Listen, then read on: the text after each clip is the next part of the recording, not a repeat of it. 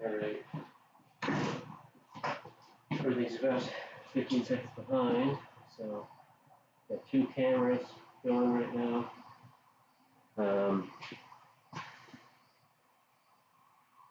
We got underneath view and then we got underneath view and then from above. So hopefully it'll be good. Hopefully people like that. And turn this one really.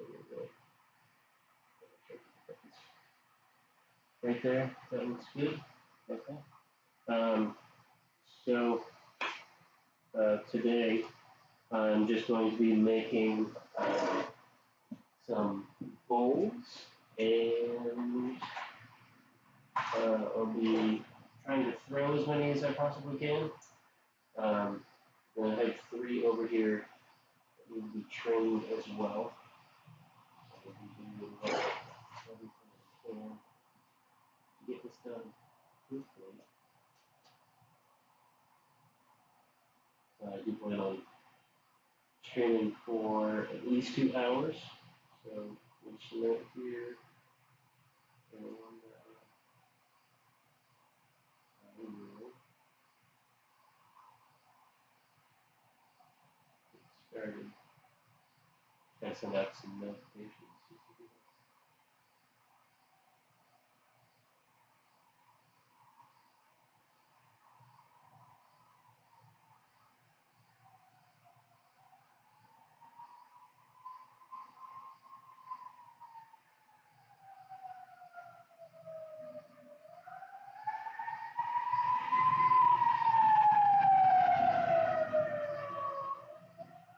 Got a lovely silencing bar. Not even like 100 feet from a main room. So and it's a main room. It's nice. That's so cool, but you really hear it.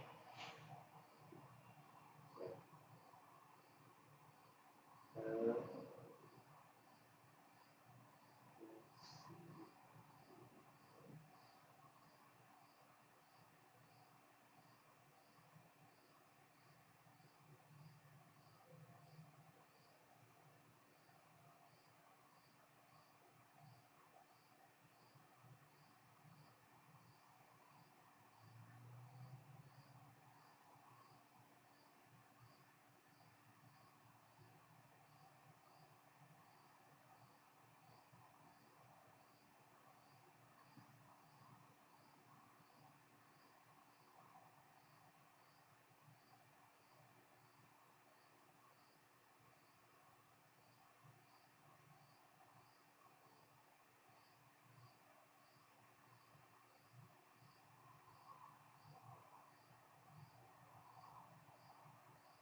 All right. I am on Discord and friends, so if you do hear me talking to people,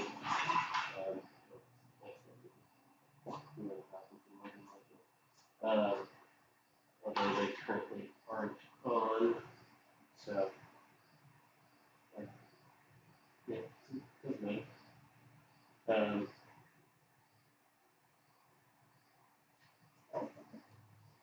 Do whatever you want. Alright, so the first thing I'm going to do is this piece has been on here since yesterday, so I'm actually going to cut this off. I got this wiggle wire here. You just go across the bottom, and that'll leave some texture on the bottom of the piece.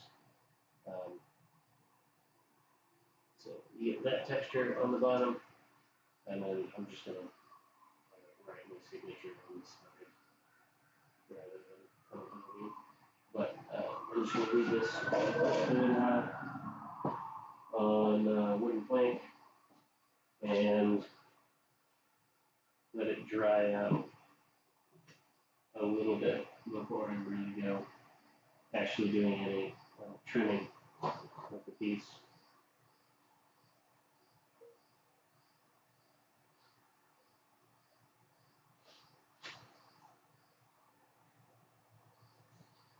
got some clay over here. Actually, just want to get that off camera. Actually,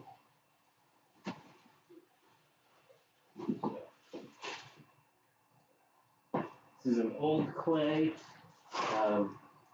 It's kind of moldy, but that's okay. I like moldy clay. That organic matter that's in there really helps to make it more plastic and pliable. So before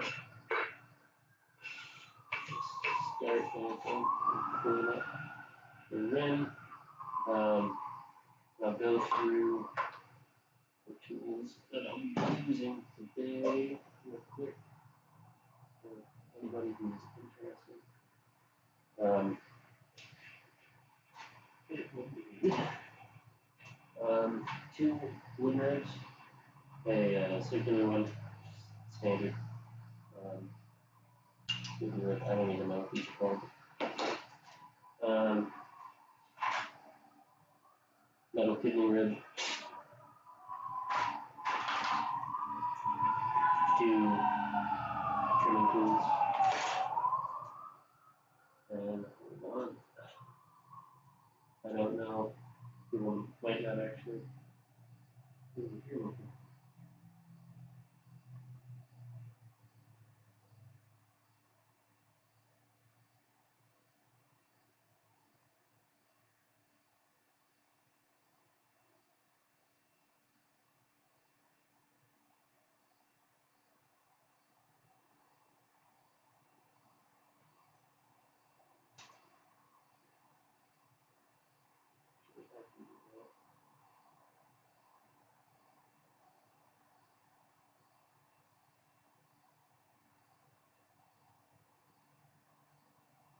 Let's just go here.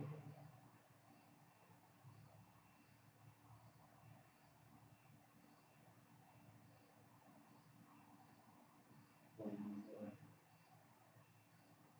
see if we get any audio on this. Just a quick self-check.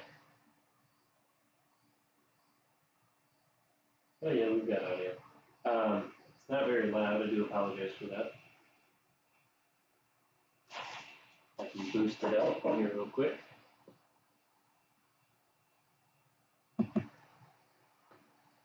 See if that helps at all. If that doesn't really help, then we can actually change it. I do need to fade.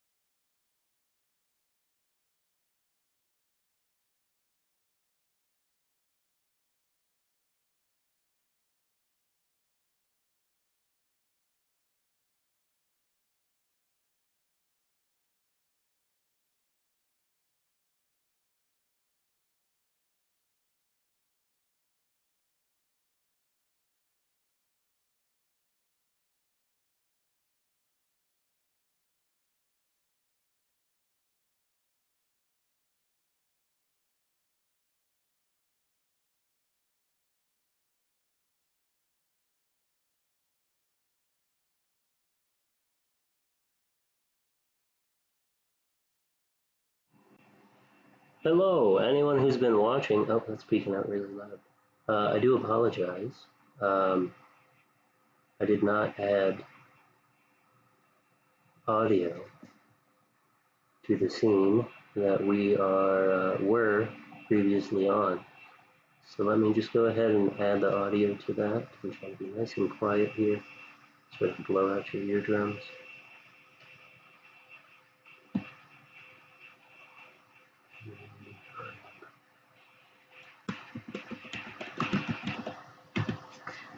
Okay.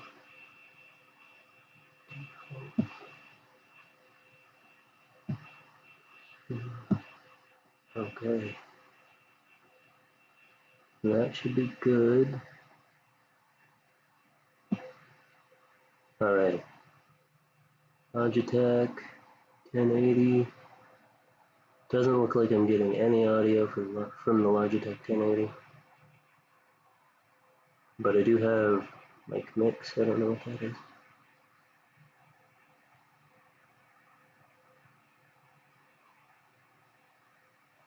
Okay. Switch.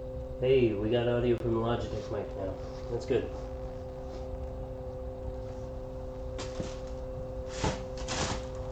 Alright, you all should be able to hear me just fine. Let me actually adjust that down just a little bit. It's kind of loud.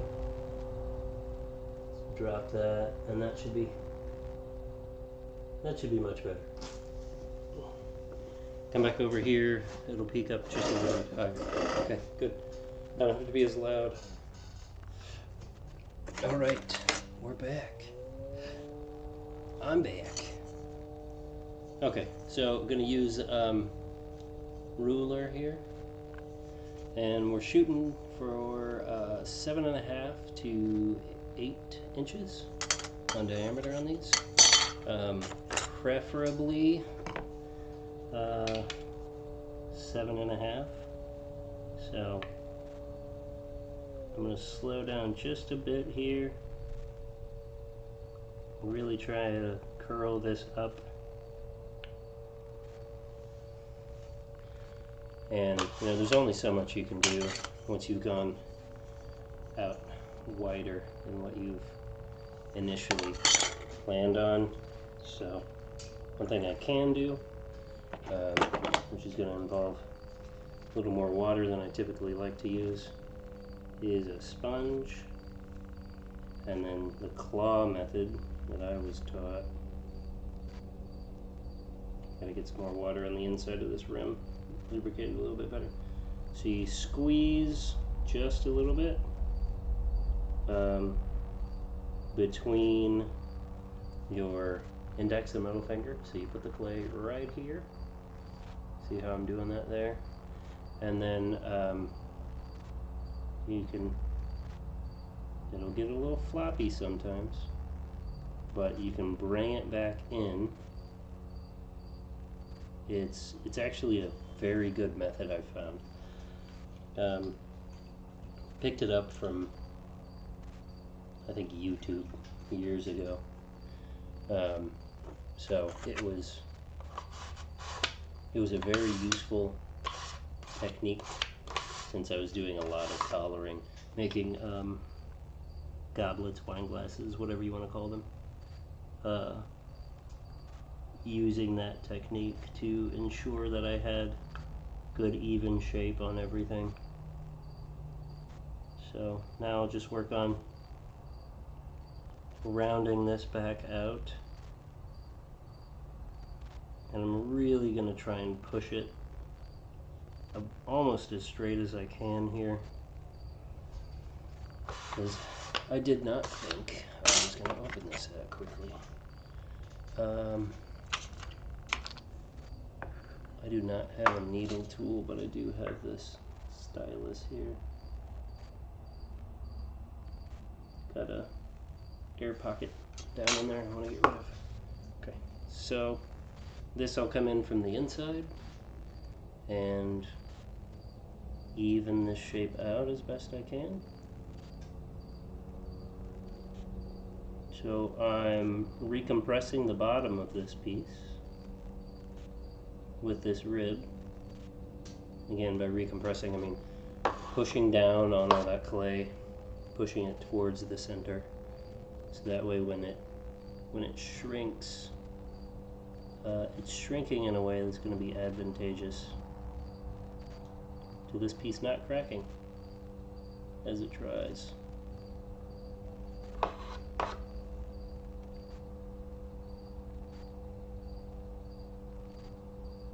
So I'm just coming back up after I've gone down. I'll go down one more time. I like to do my best to get a nice even transition down the walls into the bottom of the piece. Sometimes people will get like humps, so it'll come over here. It'll come down, and then you'll have a hump. So it'll look kind of like. Let's see if I can get it. You get kind of a hump down near the bottom. I can't really do it with my hands. That's all right. But it'll be a ring around the bottom, but not actually at the bottom, where it changes angle, and then the whole thing. Just it feels weird if you go to use the bowl. You got a little toroid down on the bottom that's acting all weird. Okay, so I didn't actually want to toss that because now I want to come back up. Sidewalls on this, compress the sidewalls.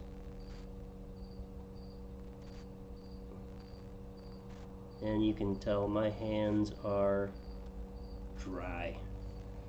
I don't use much water. I don't like to use much water. And the reason is because we got just under 7.5 inches, which is good because I can start working on opening that up a little bit. The reason why I don't use a whole lot of water is the kick wheel that I learned how to make pottery on did not have a splash pan, so it was have a wet crotch or have dry pieces. And frankly, I preferred, after some time, dry pieces. So that's what I ended up doing. Just throwing very dry. Okay, and I'll throw my tools around, it's not a big deal. Okay, so we're a little bit over 7.5. That's good. So outside is not smooth. So what I'm going to do is use my metal rib, smooth this out, because I like texture on my work, but I want that texture intentionally placed. And just texture from my fingertips is not really something that I care to have anymore. I used to like it quite a lot, but I no longer do. So that's pretty good.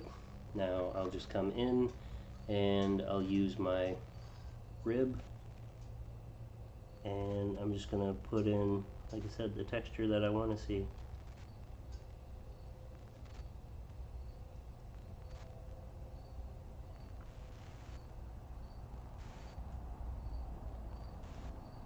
So now I've got the texture in there. Think, oh no, gone and distorted the shape of your piece. Yes, I have. So I'm just gonna gently come back in with the rib on the inside, shape that back up. That looks pretty okay. So yeah, that's not bad.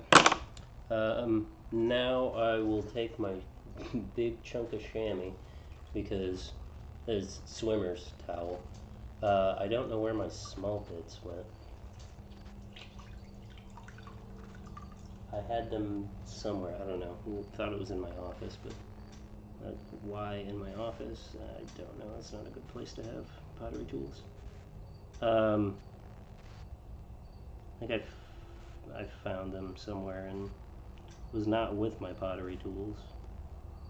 And it just got carried with me. Ended up in my office. So getting this rim on here, like a gradual curvature outward and then a sharper curve on the outside. And this big chunk of swimmer towel I cut into a circle, put some holes in it so that way I could do bat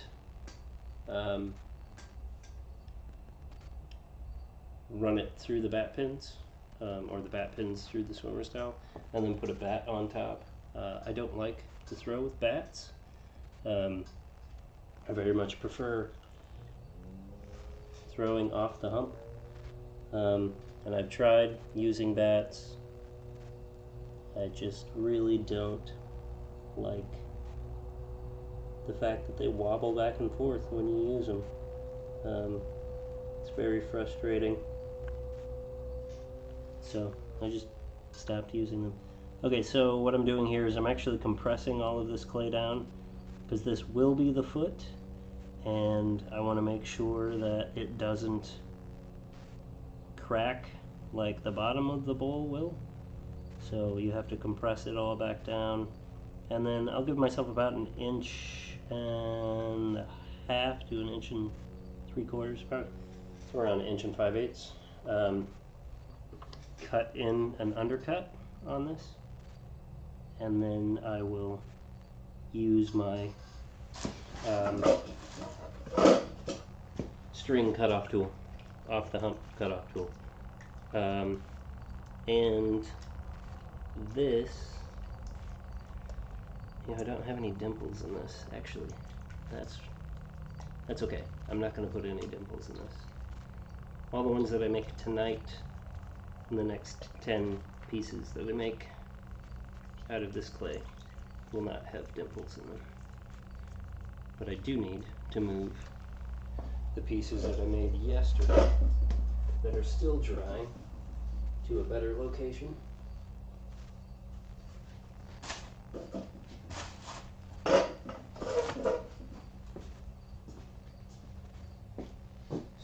So, where do I want to move those?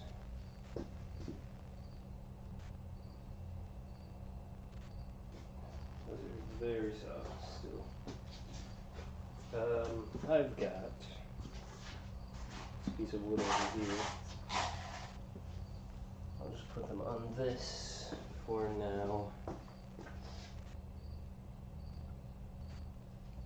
Sorry about the camera wobbles.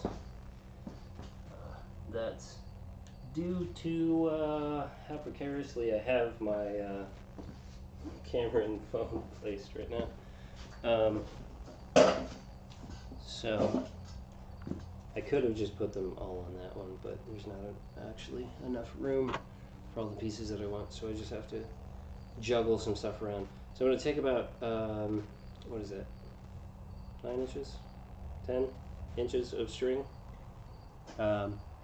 And while it's turning, lay the string into the clay and just hold on to it.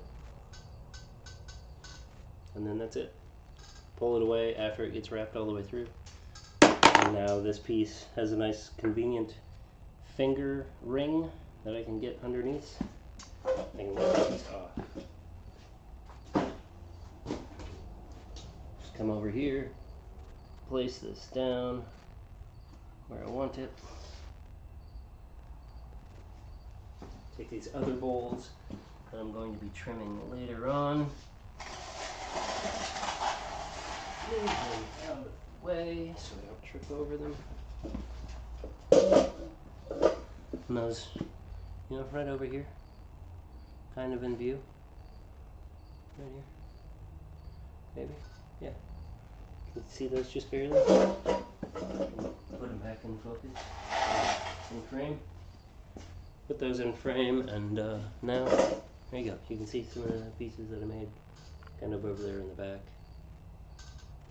Not really all that. How about that? Yeah, that's nice. I like the way that looks. Okay.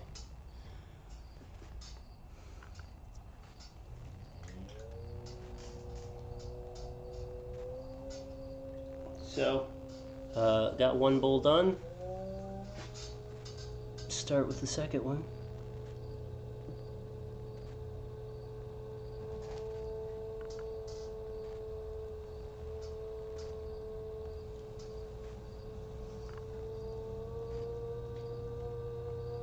I don't know how many I'll be able to get complete tonight.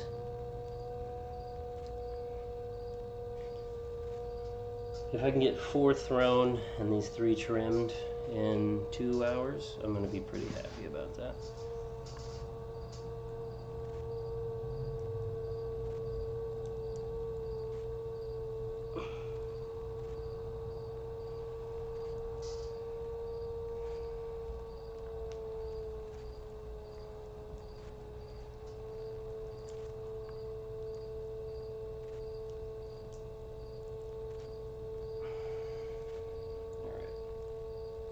Doing some wheel wedging here.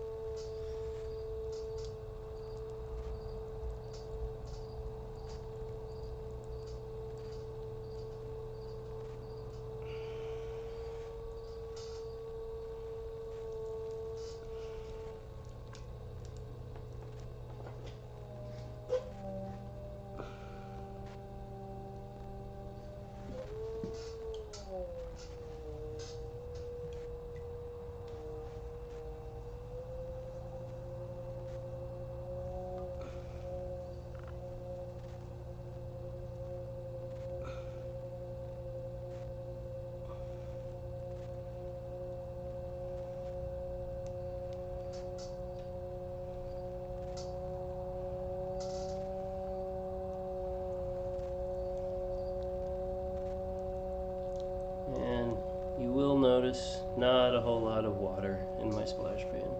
Just a few drops from reaching into my water bucket. And that's about it. Not a whole lot else. I just use a lot of the clay that's pulled off to recondition what I've already got going.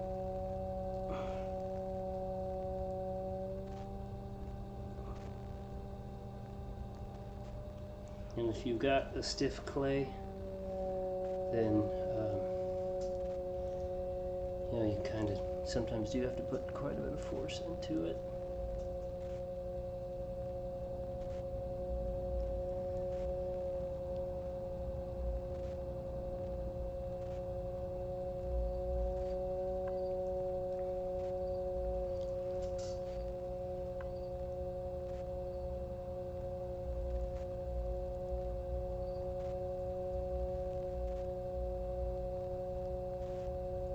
And a lot of this is based on muscle memory. So you can see the bowls just over the wheel here. They're all fairly consistent in size and shape, and I wouldn't be able to get that without muscle memory. So I gotta know roughly how much clay is in my hand or hands when I'm at the wheel. You know, how far down am I pushing with my thumbs, and how much pressure I'm applying with the poles that I make to stretch the clay out. So it's quite a lot of muscle memory.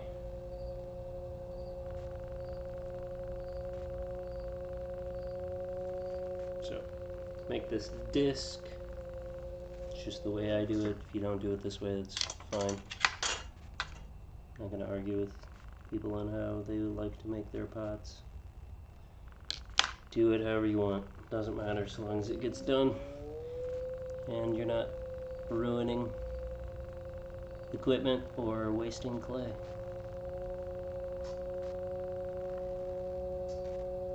On that topic of wasting clay, not everything you make needs to be fired. It's okay to throw things away. When I'm actually teaching glassblowing students, not just, you know, the people that come in for a day, a couple of hours, but when it's like a semester-long course, I will remind them, you suck until you don't, and that's okay. And for some people, it takes longer to not suck, and for most people, sucking is entirely subjective and their own goals. I still think I suck at blowing glass and making pottery. I really don't think I'm very good at either. But that doesn't mean I'm not going to put the effort in to improve. So here's a point where doing this claw method can really help to even things out.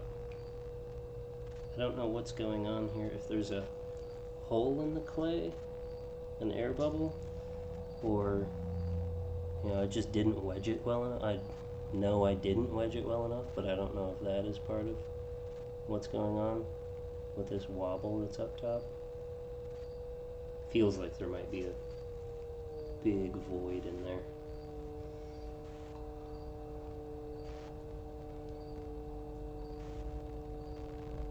So I'll just continue. Oh, yep. That was an air bubble. It's an air bubble.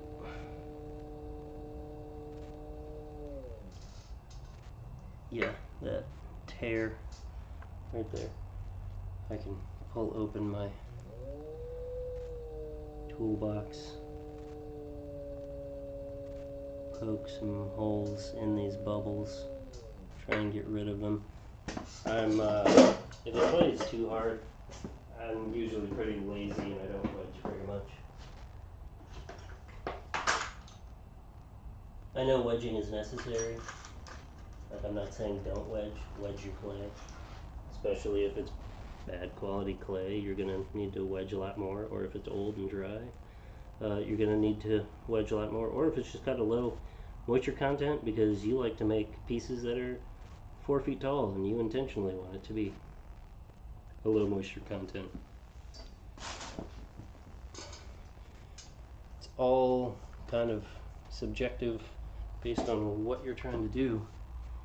So I'm just gonna poke some holes in these spots and see if I can reduce some of these problems that I'm having.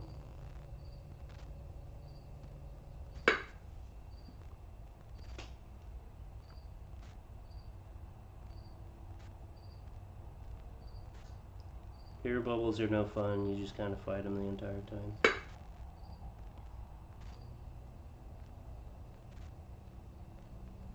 Thought I felt one. Maybe I didn't. Yeah, I did. I just poke a bunch of holes. Usually that's enough to work it out.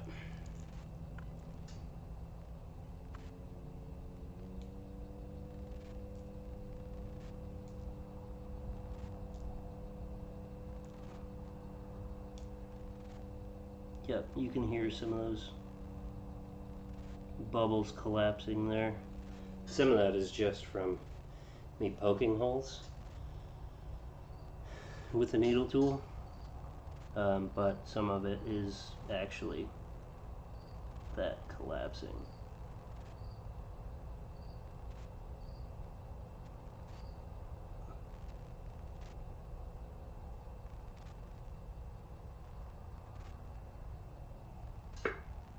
That is a big air bubble there.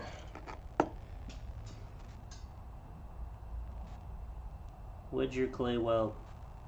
It'll save you a lot of hassle. Don't do like I do and be lazy. This one looks like it's unfortunately going to be a little smaller than the rest, but I can probably remedy that. Don't want it to be too small. Don't want it to be too thin. Like a decent heft on my bowls. So that way it feels like I've actually got something that's not going to break. I do also really like making thin work, but in my experience, my customers do not. So I will gladly make a vessel that is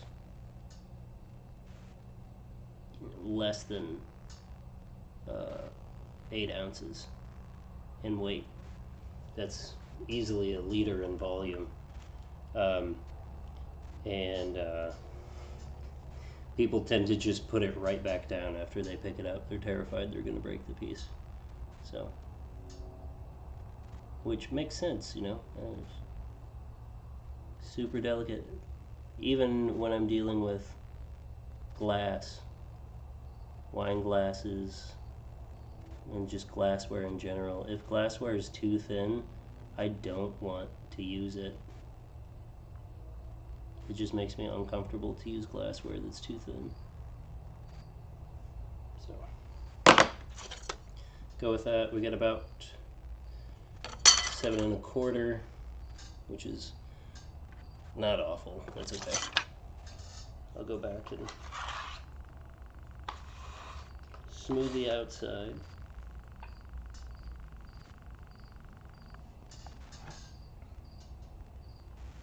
And I can open it up just a little bit more while smoothing the outside. It's got all of these awesome needle tool marks in it. That's good. That's going to be a problem later.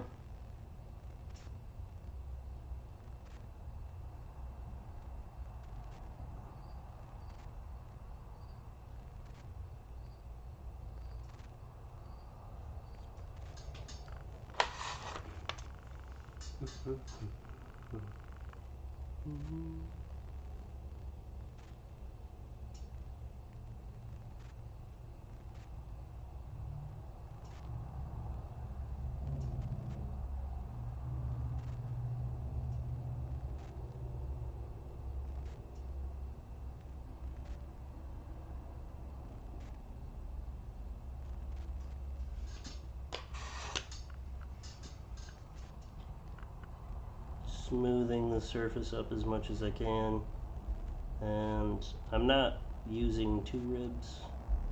You can use one on the outside, one on the inside. I don't. I've taken seminars with some potters who really insist that you use a rib on both sides at the same time. Which I can understand for recompressing, but they also tend to use a lot more water than I do. A lot more water than I do. Just actually just going to cut a little bit of this rim away here.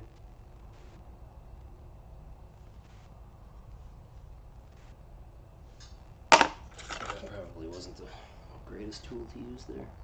Oh no. Scabby bits.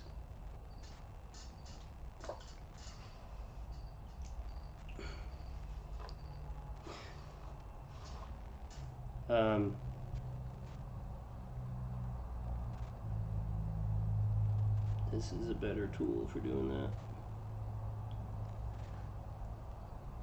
that. So, them, saying use 2 ribs on either side makes sense. Or at least on both sides at the same time makes sense. Just not for the way I throw. Not super dry like this. Again, there's like no water in my splash pan other than like 5 drops there. And there's nothing of 1 drop over here. So, yeah. Very, very dry. You do have to be careful when you're throwing as dry as I am, because you can cause your hands to catch on the piece, and it will really cause some problems later on.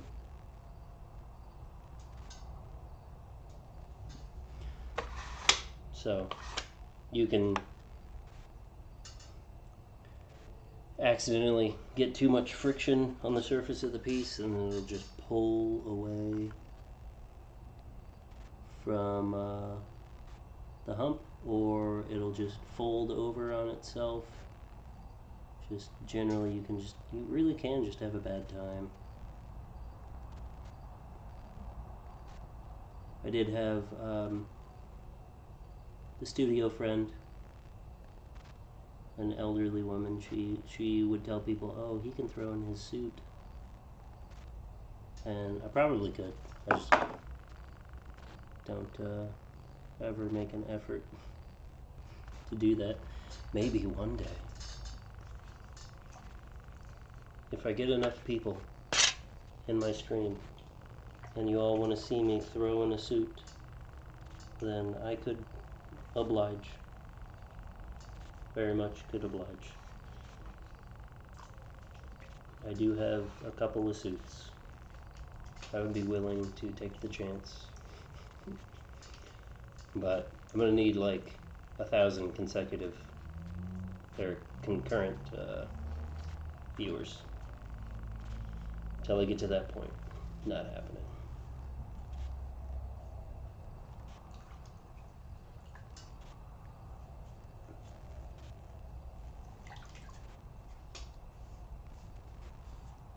So, just going to clean my hands off a little bit.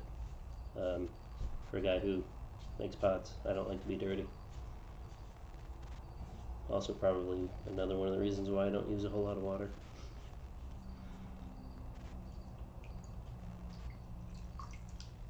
And hopefully I'm not getting a bunch of water on my cameras. That wouldn't be good. Okay, so swimmer's towel. Ooh, is that leaking ink?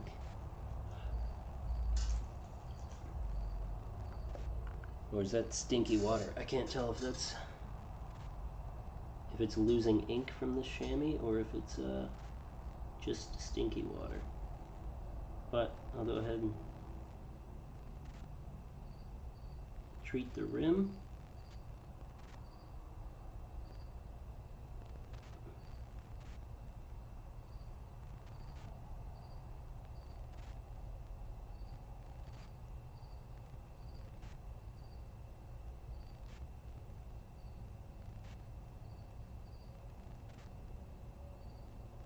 Okay, that's all right. Check the diameter again. 7 3/4 probably. Yeah, 7 3/4. That's all right with me. Okay, come back in. Basically choke the bottom of the piece. Constrict it back down. Compress that clay. And you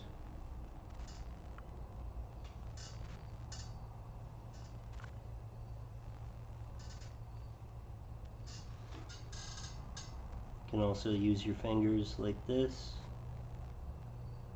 Push it down. And for me, 2 fingers. And then third one down is where I make the undercut.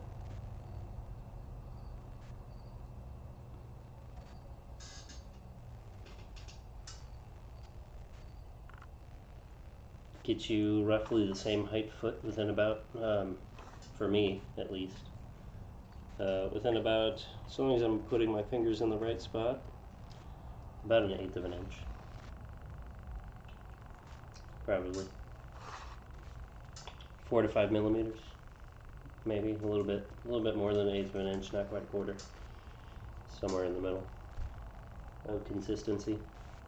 So clean my hands up so that way I'm not leaving a bunch of excess clay on spots that I don't want to, and so I don't accidentally drop it. Don't need slick hands to drop pieces.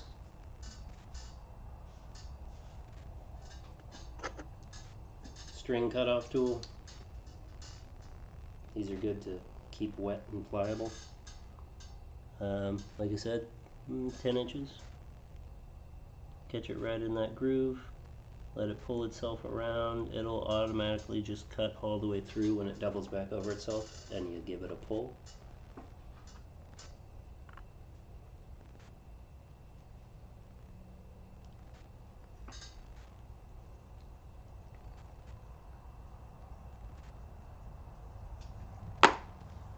And then we can pull it off, move on to the next one. So, got 2 in, I think roughly 50 minutes. Started at stream at, yeah, there's a little bit of a hump there. I can still fix that. The whole thing's not off center too much. Just press this back down a little bit here.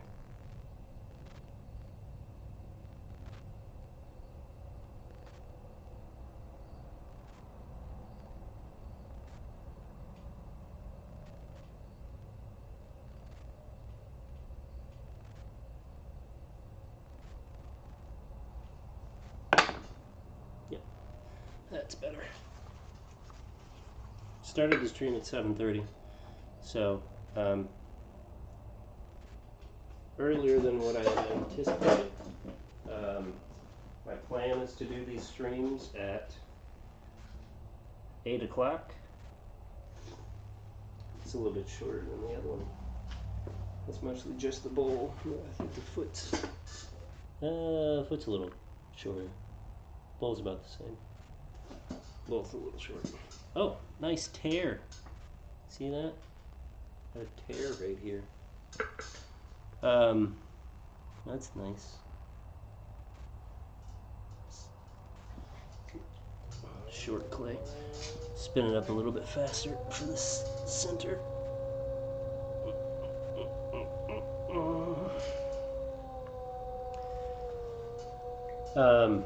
Yeah, my goal is to actually do these streams at like 8 p.m. Get home and have dinner, decompress a little bit. Although I really do like making pots. This is really like one of my main decompressing activities. And I've not made pots really consistently in a long time. I think if everything goes according to plan, this next 2-ish weeks, I think 10 days, I'll have made more work in this past 10 days than I've made in, it's been years. So I did make quite a few mugs and things last year.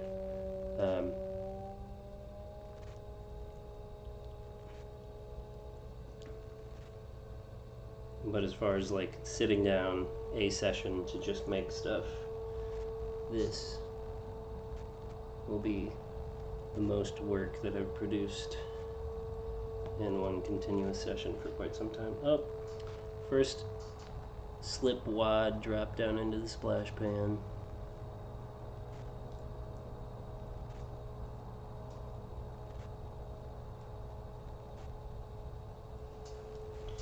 See, it's getting off center down at the bottom. I don't really worry about the bottom too much when I'm throwing off the hump.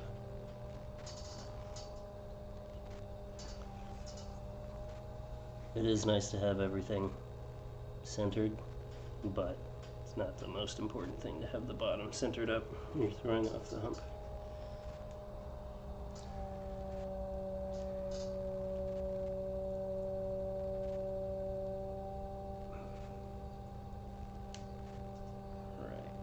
give this a squeeze here.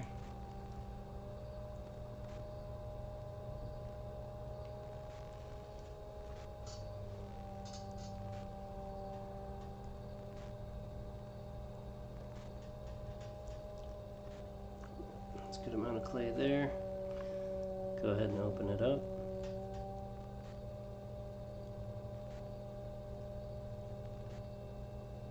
I do like streaming, not that anybody's asking. I can't see YouTube comment feed if anybody's on YouTube. I don't have any of that up. I would need another monitor here to be able to really focus on any chat, YouTube or Twitch. I'm actually streaming to both right now. Going back in, compressing the bottom, starting from about an inch away from center and slowly pushing back towards the center. You can do one finger or 2 fingers, one hand, both hands, really doesn't matter all that much, just so long as you're really pushing it back in to help compress that. I do like streaming, just because, you know, I can kind of talk to people while I make work, but if people want to watch me make stuff, then I don't have a problem with them watching me make stuff.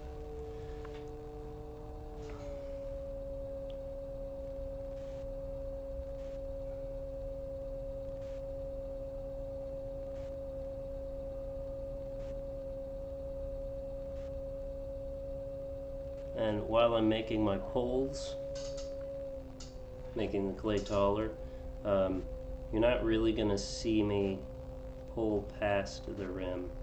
I usually stop just before the rim, using that claw method there to help compress everything back down. I'll pull just to the rim so that way I can ensure that I've got that clay still there at the top to stretch out later on, because I don't want to stretch it out too soon and cause it to tear or anything like that. And as far as the poles go, you can kind of see that I've got my tip of my middle finger is what I do the majority of the pole with on the inside, and then the knuckle of the right hand on the outside, and it kind of pulls it around an S curve around my finger. I'm not, you know, pinching like this to squeeze the clay. Here. Not pinching like this to squeeze the clay. I've got one finger or knuckle under or over the other, depending upon how you want to look at it, and it stretches the clay around that.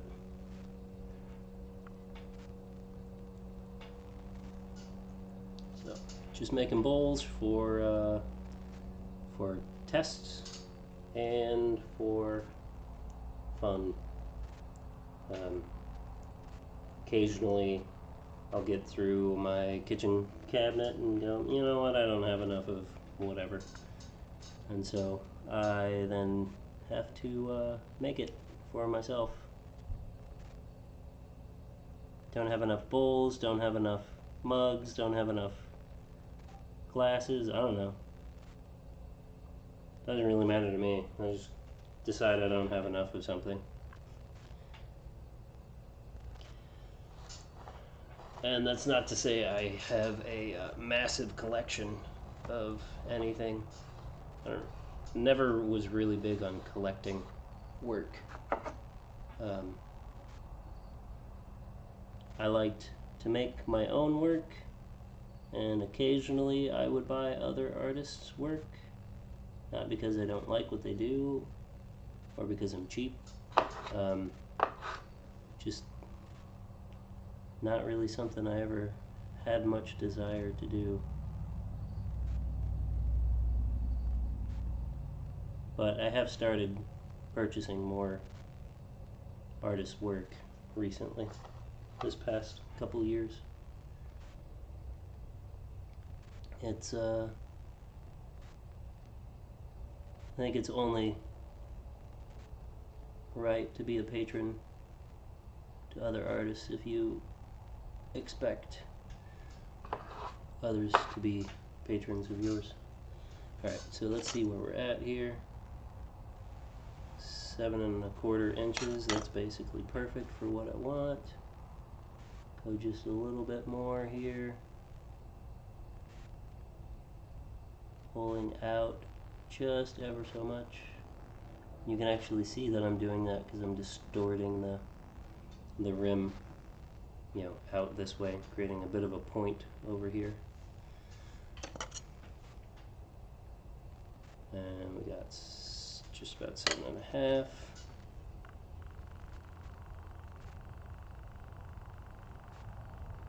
And again, I throw with a slow speed because I learned how to make pots on a kick wheel. And there was no rush. You got it done with as much speed as you could muster. And if you wanted to go faster, then you had to go faster. Couldn't just push a pedal and presto, it was moving more quickly. Not how it works.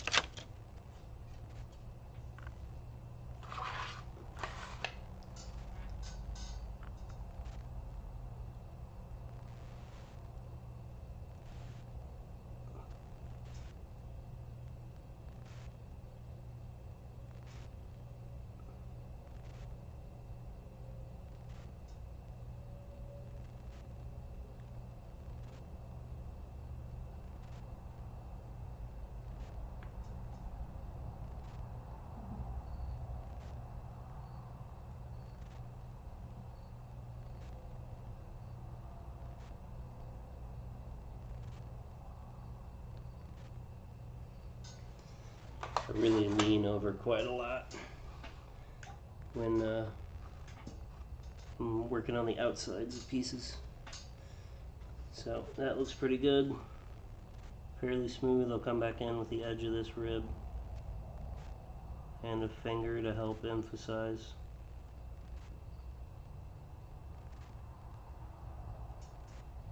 the texture. Do that. Really don't like the way that looks. So come back in and augment that shape. Coming back with the wooden rib. Very gently just massaging the clay into place.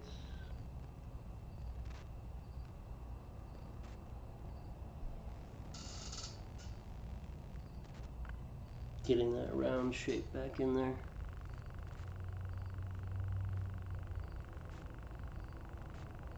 Okay. I'm okay with that. Now just come back with my swimmer's towel.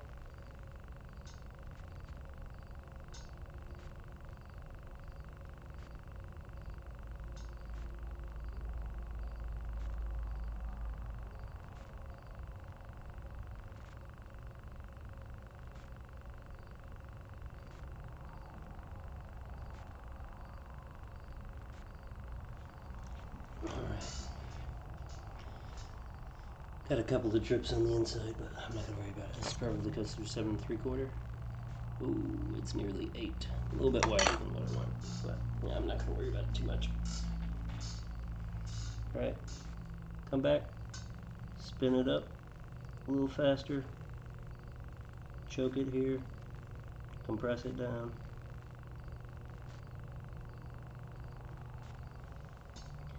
I like to come back with 3 fingers, guide myself, I'm pushing in, and then come back with this finger underneath.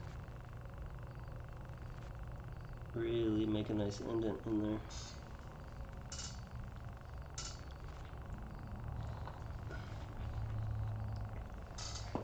And that's pretty good. One of the things that doing these streams I really enjoy is the fact that I'm more cognizant of time, so that way I'm not just like meandering and really inefficient on getting work complete. I'm crouched right now because my back hurts. My seat is too tall for this wheel. Old man syndrome.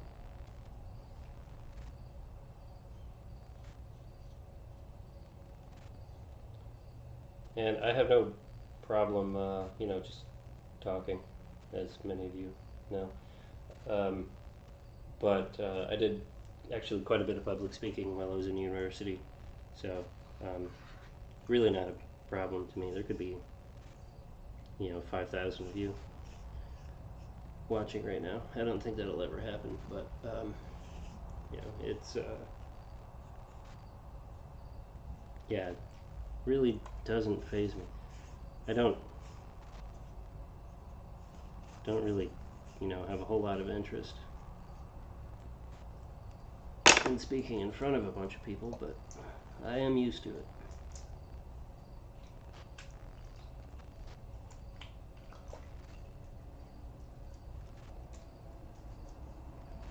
It's kind of a lot of what all of my most recent jobs involve is quite a bit of public speaking. Some to just complete strangers.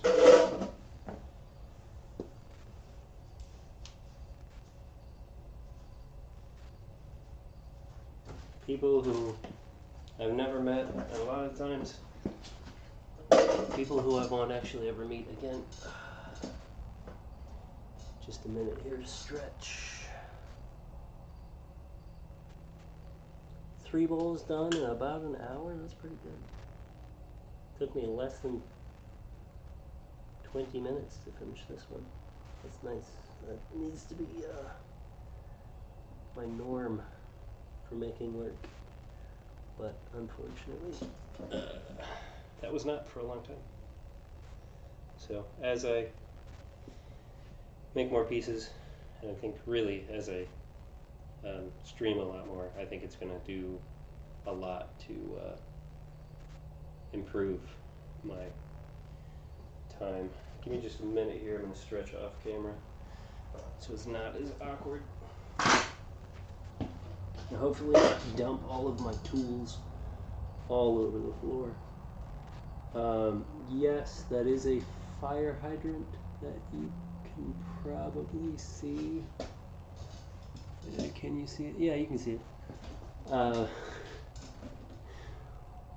It's good for everybody to have a fire hydrant in their house. It's especially good if you like to play in fire a lot.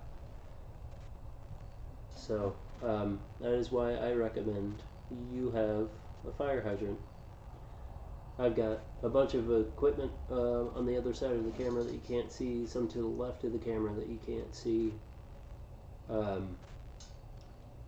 Much of it can or will catch fire if you aren't careful.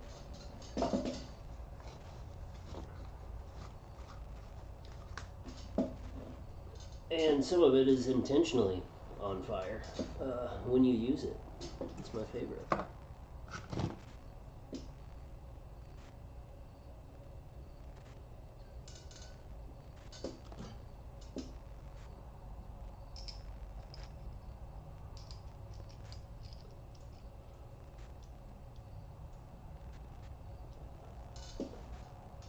Give me just a couple more minutes, maybe a couple minutes, and then I'll be back to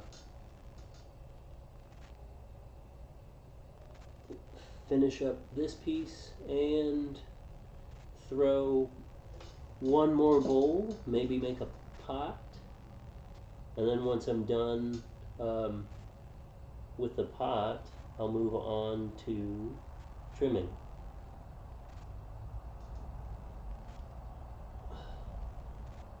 And trimming, I don't actually bother using the measuring tape. I just use my little stick guides. I actually started using those back when I was making wine glasses. I saw some Korean potters using them, and I thought it was pretty cool. So I made some myself, just out of wooden skewers for shish kebabs, and some masking tape. So your tools don't have to be anything fancy. Like this tool right here is a broken trimming tool that I just tied some nylon cord around, and it works extremely well. Is it ideal? It works. So it's one thing it's good to keep in mind. It doesn't have to be perfect. It just has to work.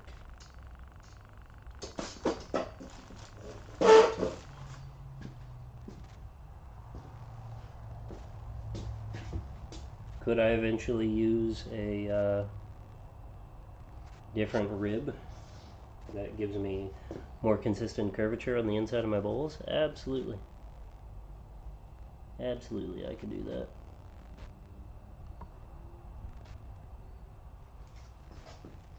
Am I ever going to do that? I don't know.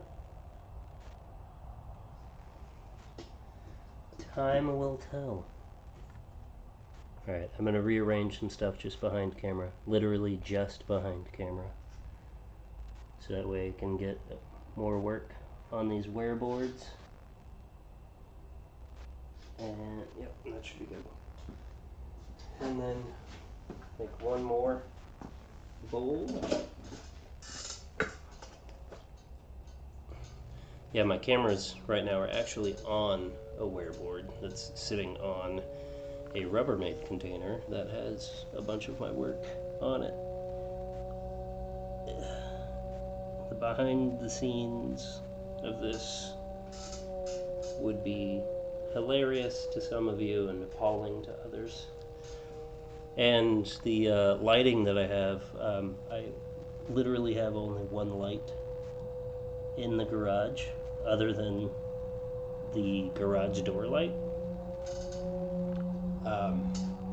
And yeah, it's a little 60 watt bulb, so it doesn't put out a whole lot of light, so I had to buy some well, I'm using some LED panels that I bought. I didn't buy them for streaming. They were just cheap lights marketed for streamers. I bought them so that way I could work more easily out here in the garage.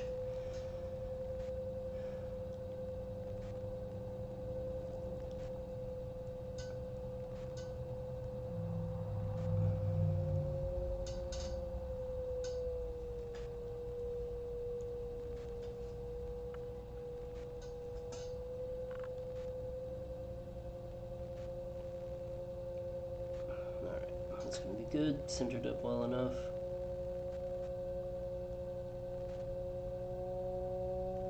Start opening the piece, and this wheel does like to occasionally, I really don't know if I'm pushing much on the pedal, but I have noticed it does like to speed up.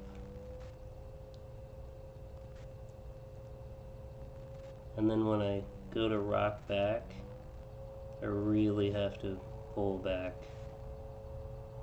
in order to get the speed adjusted. But that's what you get with electric wheels. Kick wheels, they go as fast as you can kick, and they go for as long as momentum will carry them. Treadle wheels, those only turn, at least the ones that I've seen, they only turn when you're pushing that pedal. If you're not pushing that pedal, the treadle wheel a lot of the times just stops. Otherwise you have to get your feet off of that pedal in order for it to continue turning. And even then, there's not a whole lot of momentum in treadle wheels. So, I've not used one. I don't know that I would ever care to.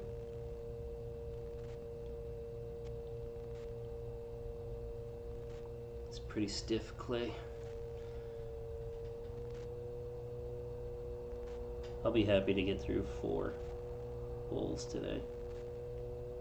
If I can do 4 bowls today, I can do maybe 2 bowls tomorrow. I am kind of busy tomorrow, so probably won't be streaming tomorrow. I would like to stream on Friday.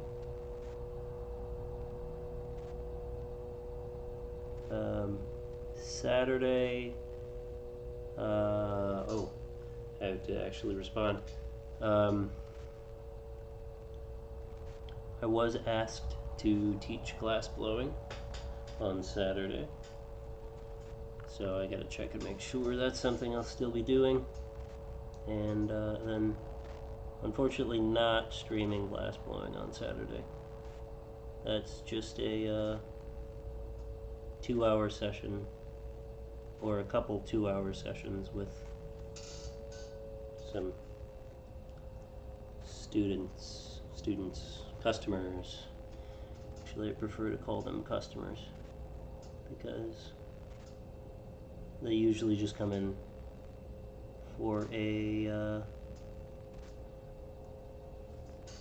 2-hour session. Sometimes they come in for more.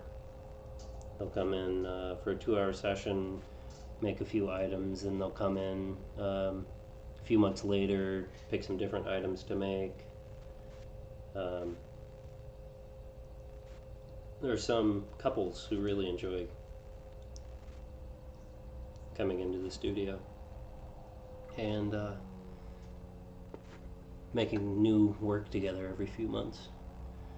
So I'm just going to recompress the bottom of this bowl with this round rib. Try and get as even of a transition as I can.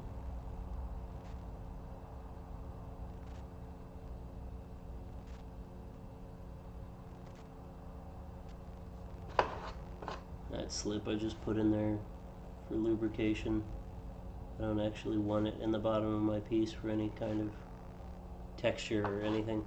I prefer the inside of my bowls to be smooth. Makes it easier to get utensils across the surface, and I really don't like the way it sounds dragging utensils across rough dishware. It agitates my ears and my brain.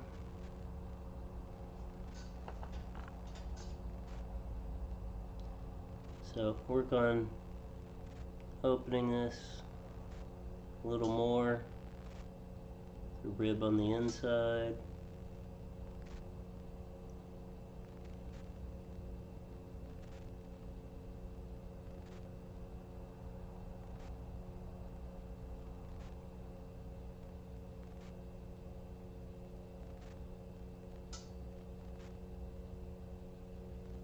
I think it's right about 7 inches. Yep, spot on. So, clean up just a little bit here. Getting a little too messy. And work on opening this just a little bit more.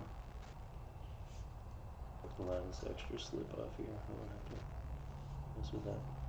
My whole goal here with this, because I like to distort the exterior of my pieces, and these will actually be unglazed on the outside, so I'm just going to put a liner glaze on the inside to make them food safe. And then these will get wood fired, so they'll get and ash glaze on the outside, but for the most part it's just going to be raw clay body. And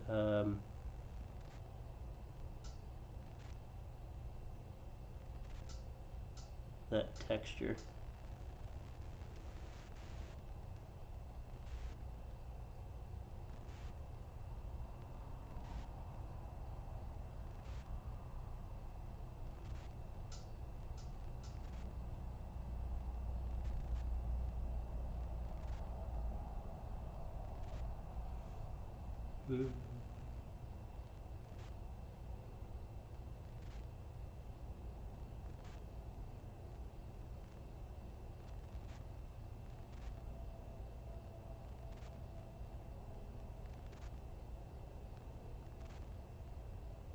Working on establishing a nice even transition on the inside. Outside I can worry about after I get the interior shape consistent.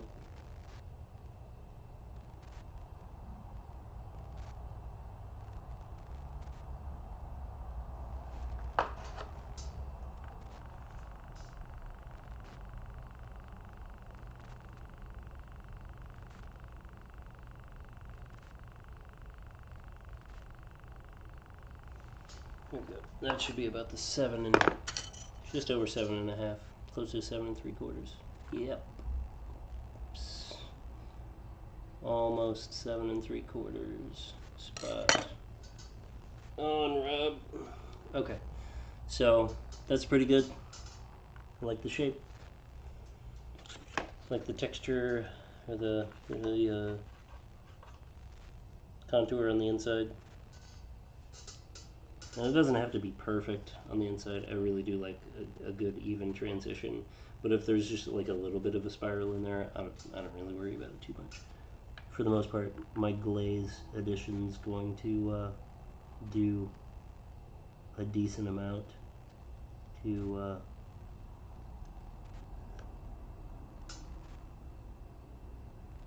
actually help create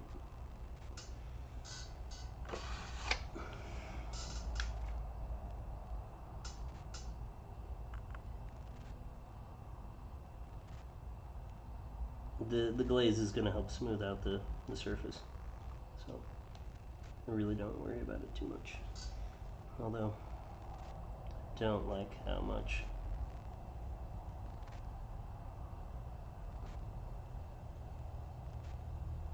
undoing some of this texture here, I know, but it'll be okay.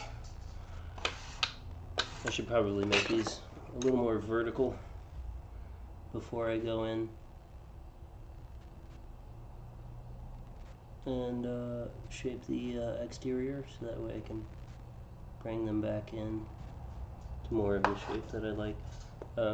I do actually like bowls that are a little more vertical than they are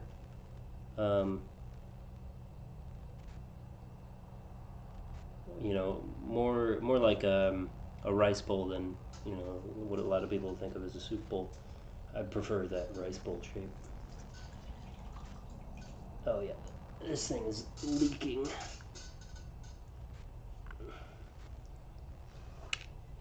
The dye out of it, which is not, it's fine. So just gonna come over. I don't know how well you can see this on the camera,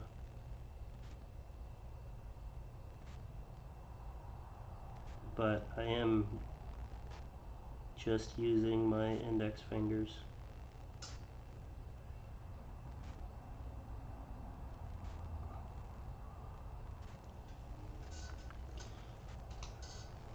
Laying them over the rim like this with the chamois in between.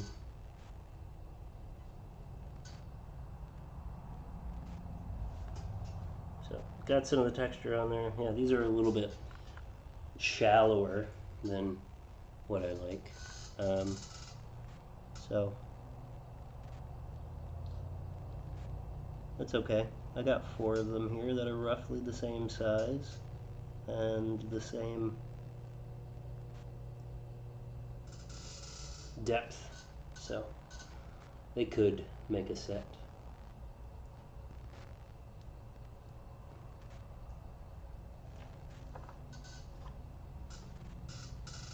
Come back, compress this.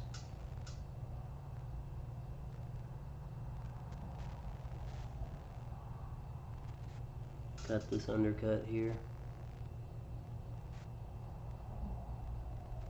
Nice. That's perfect second camera placement. That way my head's not taking up the shot.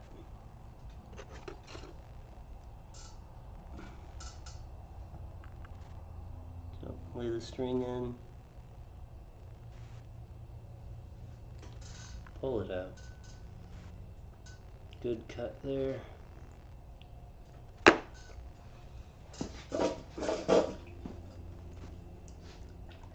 Wash my hands again. Make sure it's clean. Jeez, that one didn't even take me maybe 20 minutes for that one.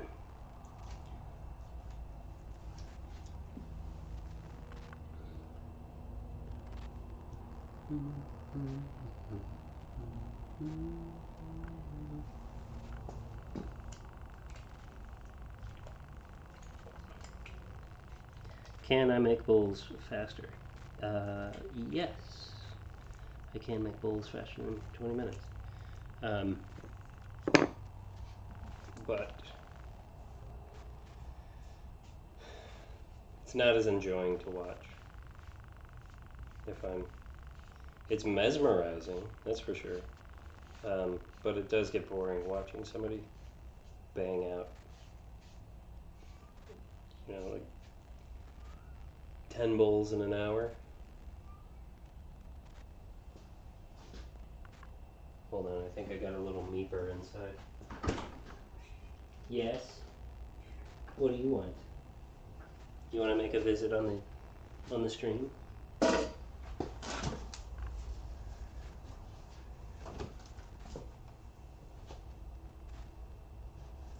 I usually don't let the pets in, but she's whining. Luke, not you. You made her leave. Hold on, I'll bring her out. Luca. Ema. Exactly right. Luca, come here. Yeah, over here. Promise to her.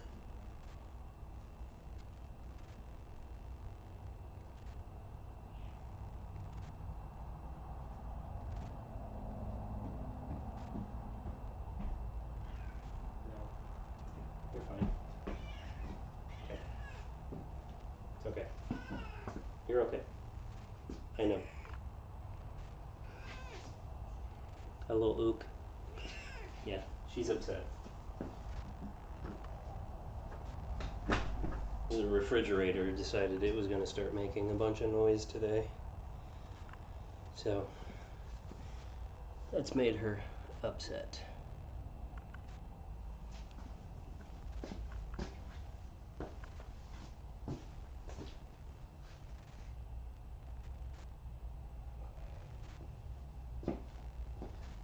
Alright.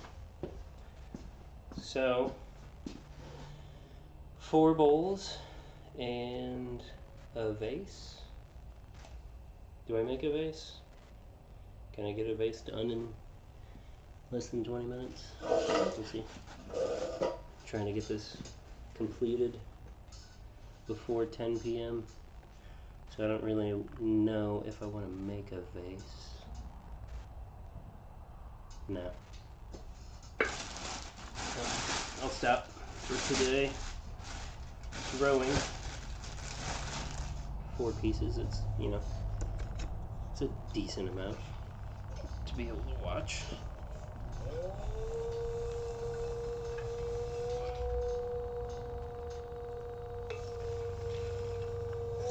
Alright.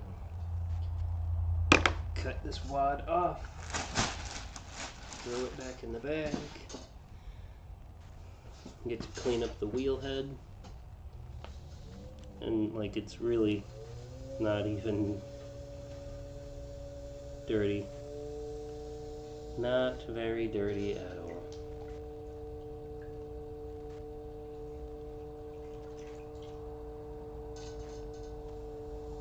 A lot of the times people knew when I was on a wheel because it ended up being cleaner.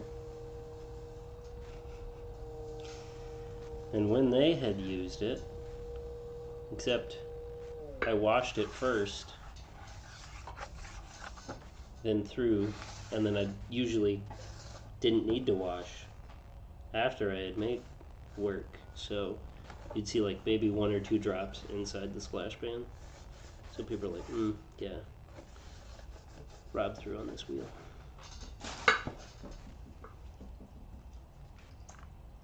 So now what you'll get to see is the other tools, my trimming tools that I'll use for making pieces. There's just going to be pots all over my floor. I need more shelving. Really need more shelving. I got, a shelf over here. Probably can't. Can you see? No, you can't even see. I have a shelf just to my right, off camera.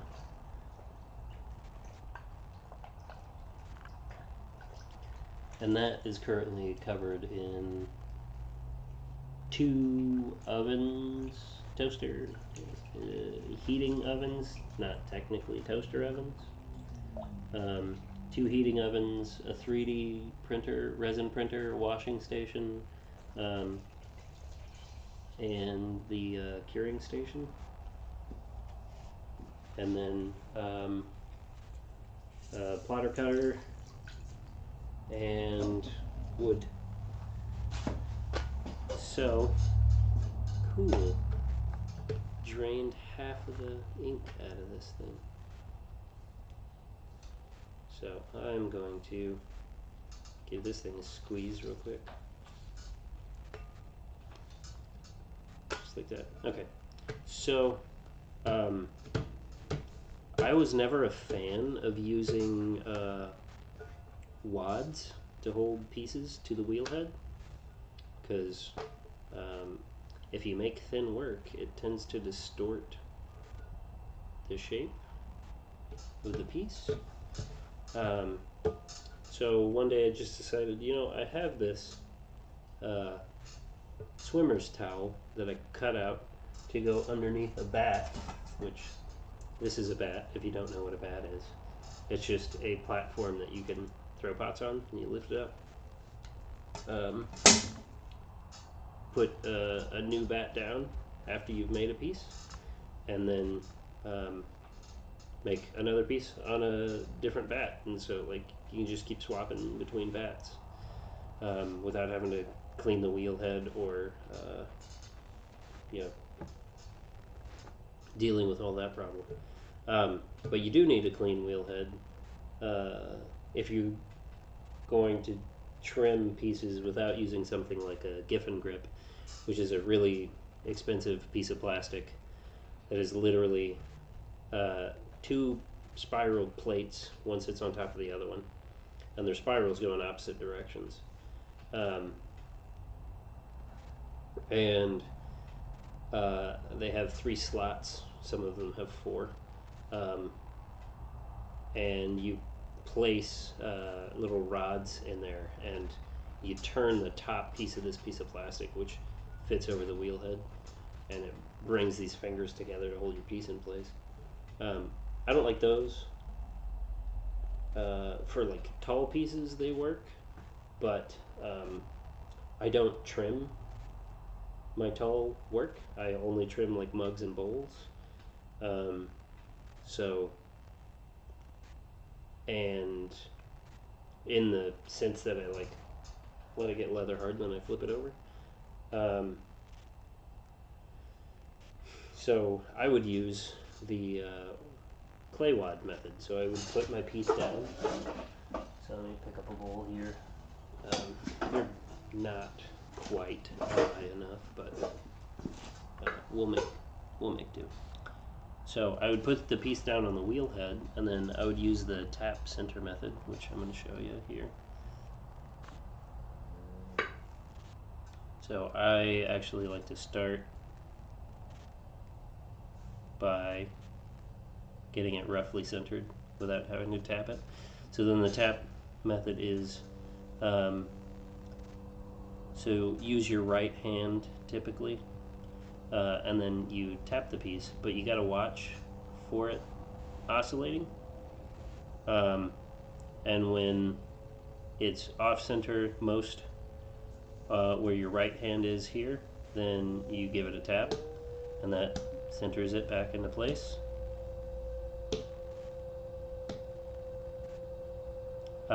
You can tap center to the body, you can tap center to the foot. I usually tap center to the foot.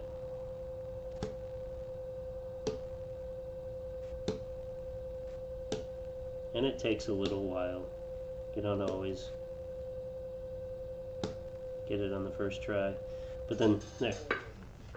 So that's now centered.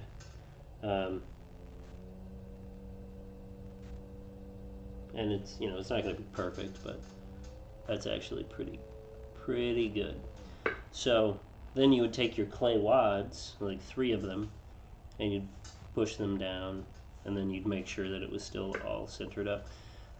It distorts the rim, and I would make very thin work.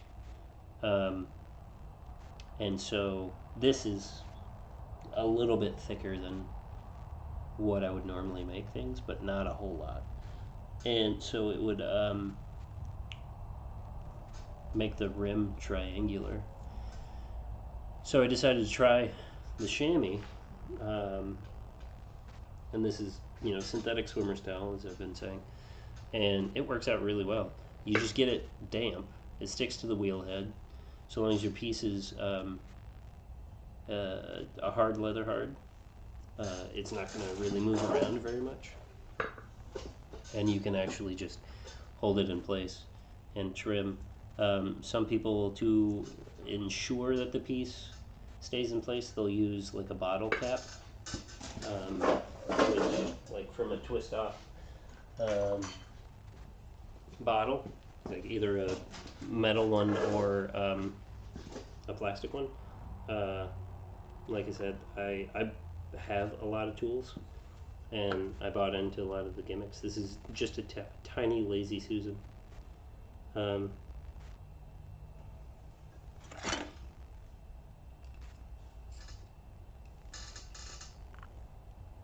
don't even know what that was. Something down inside there. So yeah, you can use like this bottle cap, or spend $11, I think, for this tiny Lazy Susan. And you can tap center. The tiny Lazy Susan in place. Oh, that's about perfect. So then you can just trim it this way. I do this. So this is the diameter that I like to use for making feet. For all of my pieces, they're pretty consistently this diameter on the foot. Doesn't matter if it's a bowl, if it's a mug, if it's a wine glass. If I'm trimming it, this is the diameter it's going to be on the foot. So I can use that if I want to, but I really don't even need to, honestly. Hold this piece in place, and then use a trimming tool to scribe on the surface, so I can show you. I can like scribe right here. Obviously that's narrow, so that's not what I'm going to use, but I can just put this little doohickey right here on top, and that's pretty well centered. And then start trimming, and I like to use these trimming tools. Some people will tell you these are for chattering. These are trimming tools. You can do chattering with literally any trimming tool. It doesn't have to be these right angle bent typically Asian style tools.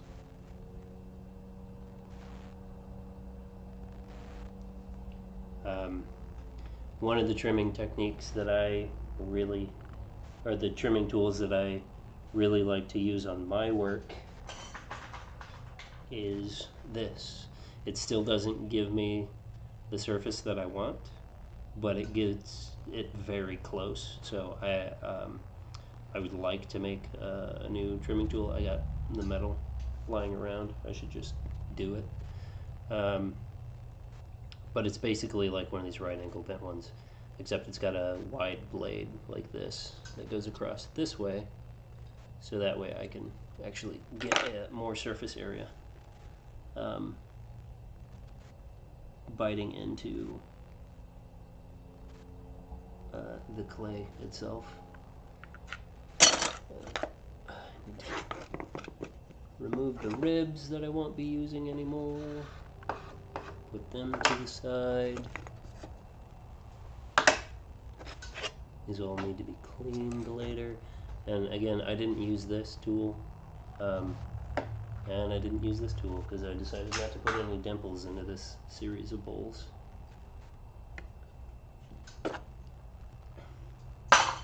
Set that to the side. Now I've got some space to put my trimmings because they're not going to go in my bucket. They're going to go into a bag, and maybe I'll reconstitute them. I don't know. Probably not, though, to be entirely honest.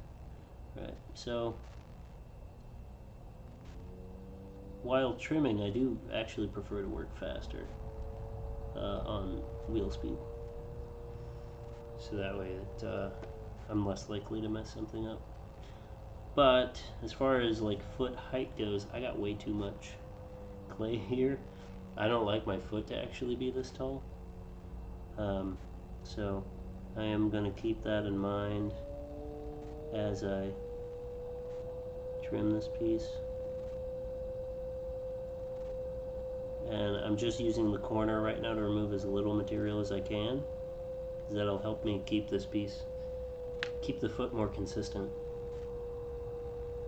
Cutting just a small amount, just so you know the piece isn't moving me around from the resistance. Similar to lathe work. Hello. What? Fridge stopped making noise. It stopped making noise. That's weird. Right? It's my microphone's still working. You can see the bar moving up and down on the screen, so I know it's working. Yay. I don't know what's going on with Twitch. No, I said fridge. What's that? Fridge. Oh, the fridge. Yeah. Oh, I thought you said Twitch. No, fridge. Yay, the fridge shut up.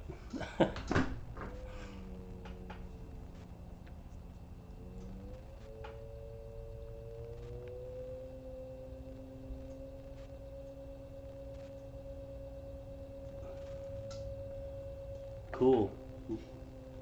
No longer do we have a loud, annoying fridge.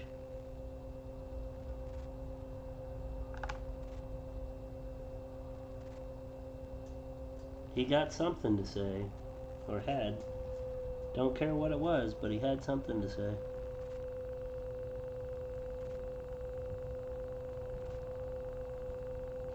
And sorry, yeah, I couldn't hear because I have earbuds in, just in case anybody gets on Discord to talk and chat while I'm making stuff and streaming.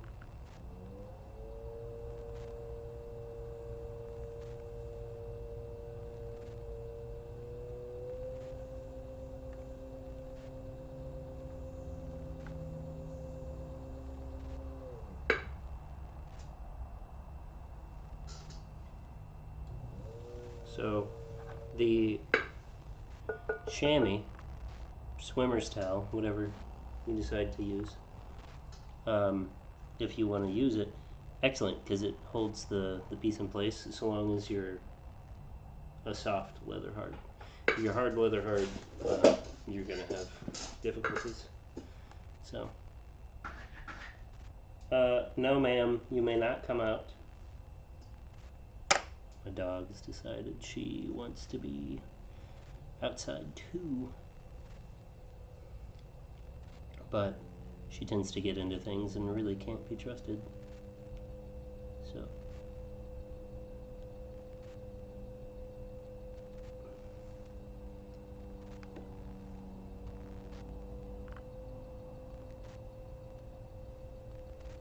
I probably should turn this tool around. So I've got a better cutting edge. I really do wish that they put the cutting edge around the corner on this. But, you know, you can still use it this way and it works very well. So, I don't really have any complaints because it works.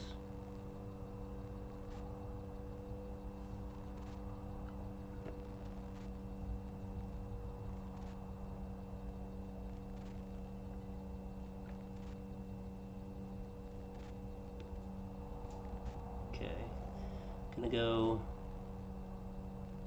maybe 1/4 of an inch shorter on the foot.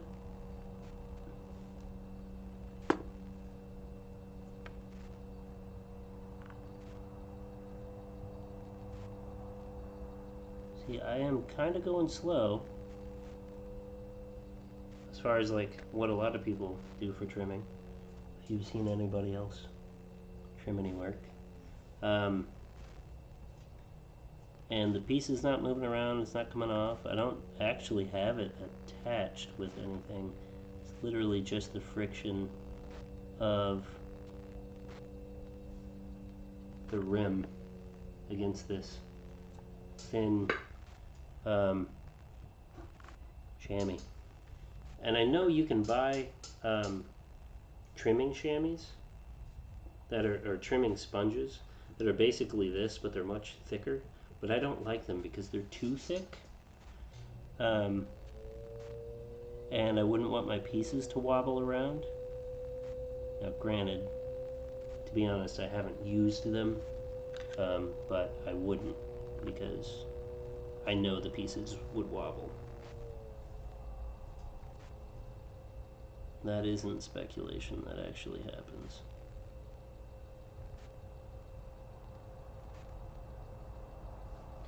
So, use that tool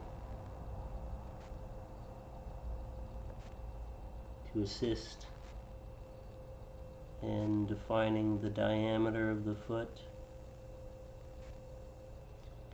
So this is basically where, for right now, the life of that tool, the use of that tool stops. I'll go to this tool here and start trimming, because the goal is a little bit of a curvature on this foot ring.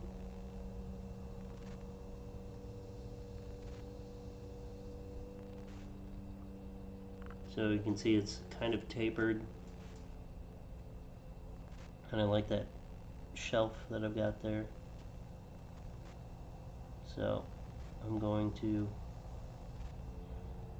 starting to get a little wobbly, change the angle just a little bit here.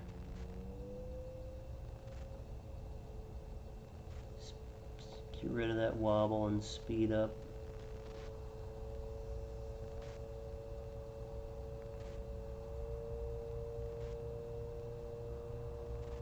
Okay, it's actually, I know it's narrower than what I want. Not by a whole lot, but by enough. Wasn't really paying attention to the way I was trimming it there.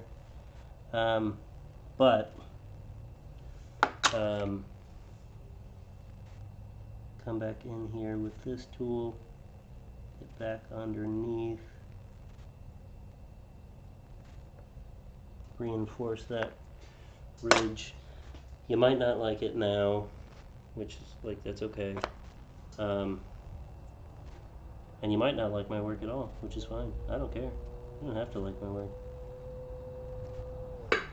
And I done cut too deep. Buried the tool down in there, and when I went to pull it out, lifted up the bowl. That's alright. Come back.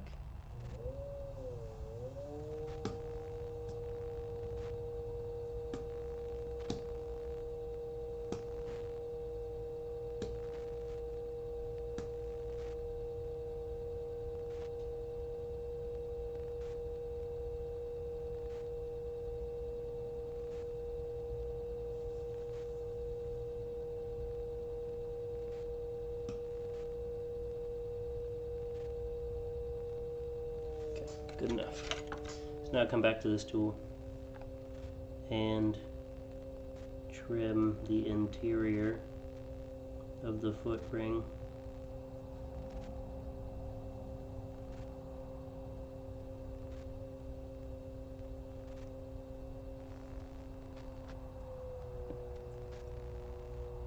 And I might, yeah, I think I'm gonna cut some more material from this foot.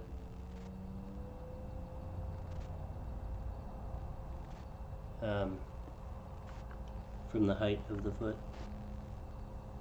which is gonna fix some of the diameter problem that I got here. So, oh, come on, too much.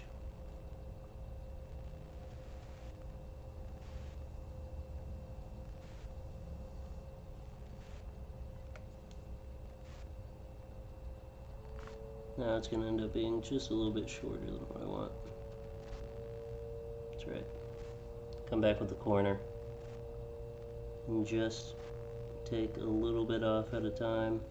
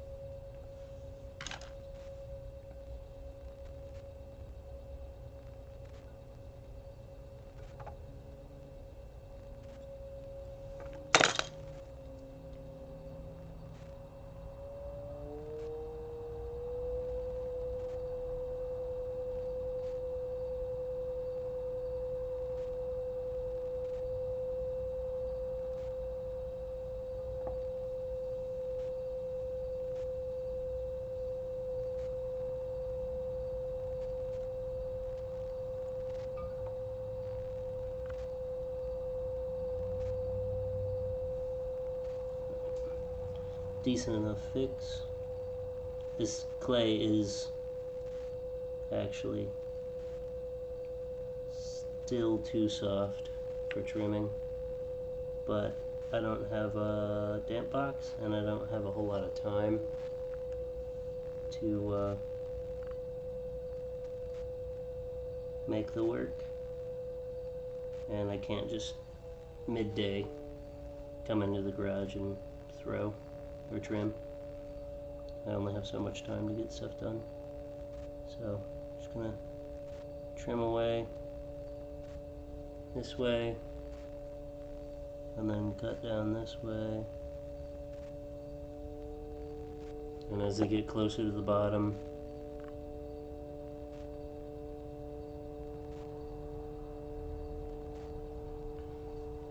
or switch to this guy, because this one has a bull nose on the end instead of just being sharp edges. So I can come down here. They are a little bit more flexible than what I would like, but use this, come down at the side wall, trim away some of that material. I really do love how it curls back up and around towards the outside. And come back Down to the inside. Cut away some material.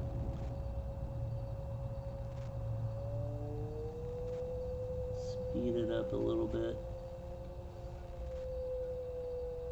And this would be going faster on trimming if this clay wasn't too soft to trim right now.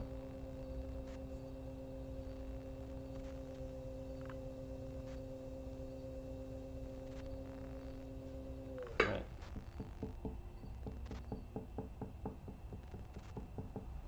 Actually, it's still pretty thick just by tapping it and listening to the resonance.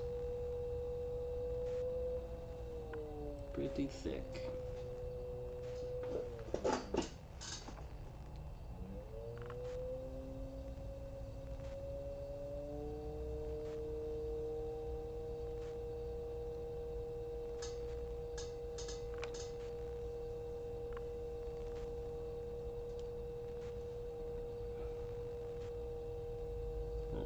When it's soft clay, it really wants to bite.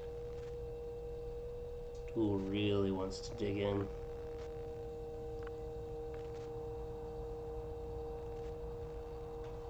You can get bad trimming gouges.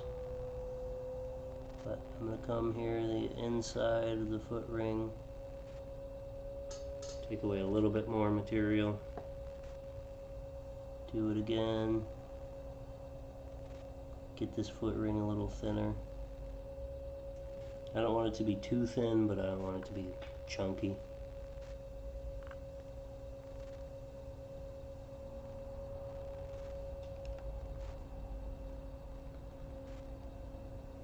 And just, whoops, accidentally collide with the foot while I'm trying to trim the bottom, collide with the ring itself.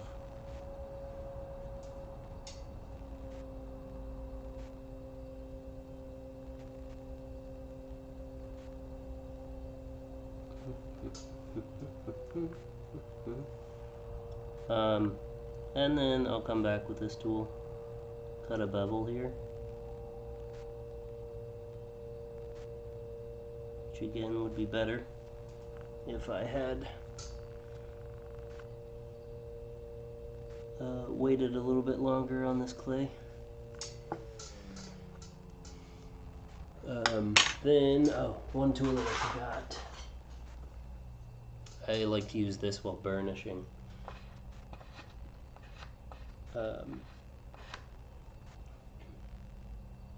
Doesn't need to be a Cheryl rib. Any rib will work just fine, but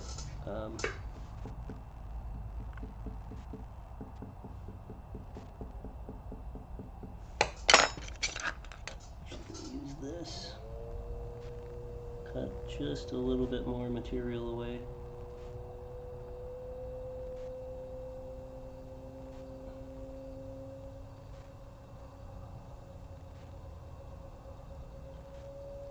Thin it out a little bit more. Like I said, I like thin work. I don't want it to be too thin, but I do want it to be thin. And you know, that just takes practice.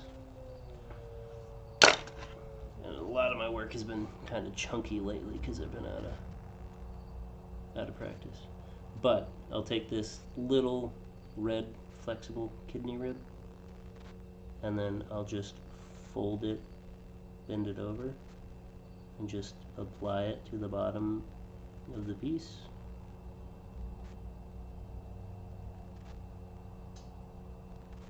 And it smooths it out, gives you a nice little round foot. Then you can clear away any excess material just like that, and then just check and see what's the width. Yeah, since I shortened it up, it's a little bit wider than what it was. Then, because I want continuity in my work, I don't want this foot to just look like it's coming out of nowhere. I'm going to use the corner of this trimming tool. I'm just going to mimic the ridges that I put elsewhere on the piece.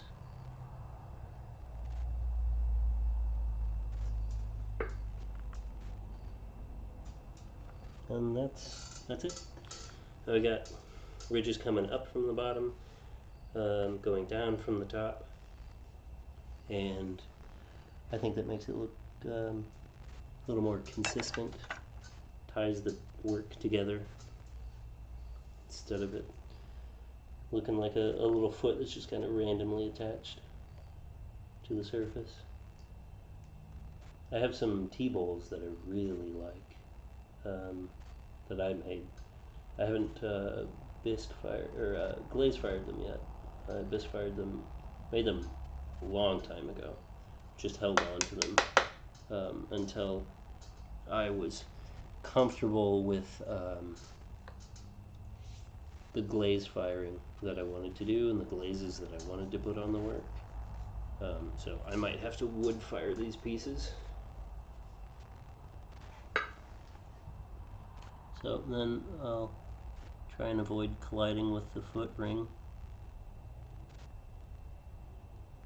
And put my signature in there, and then I'm done. Elongate it just a little bit. Okay.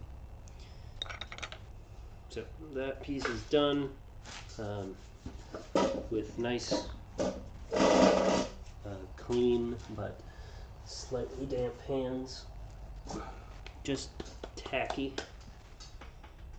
You don't even need to like knock the piece or anything. A lot of the times, I've even seen artists, and I did this actually at one point. It was really useful. You would wet the rim of your piece before you stick it down to the wheel head to do your trimming. But with this, you can just very gently pick it up and flip it over. You can feel how thick it is. It's a good, probably 8 millimeters here. But because I have these dimples in these pieces, and I want to ensure a fairly even transition, I am not really going to worry about it too much. It's, like I said, it's a little bit heavier than what I like. But it's not a bad weight. As it dries and once it gets glazed and everything, it'll be pretty good.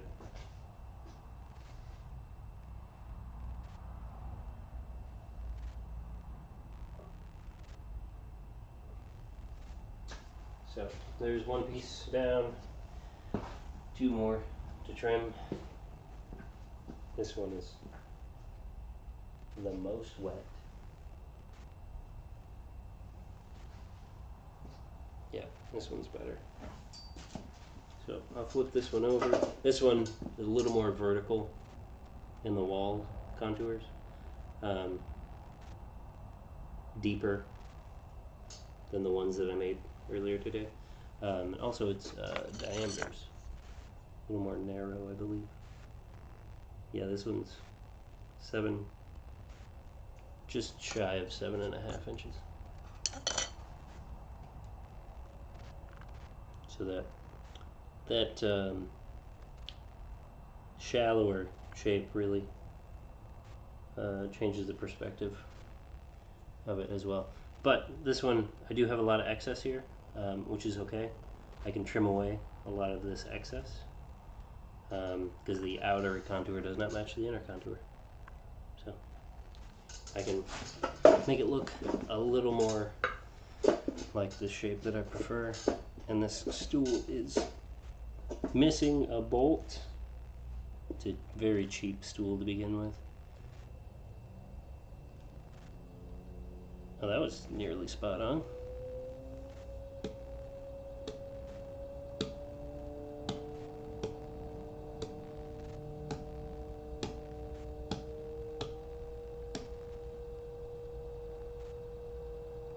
Okay. Looks pretty good. So this one, because I've got such a wide foot on it, can hold my trimming tool just like this. That'll guide me. It's a lot of material to have to take away. That's alright.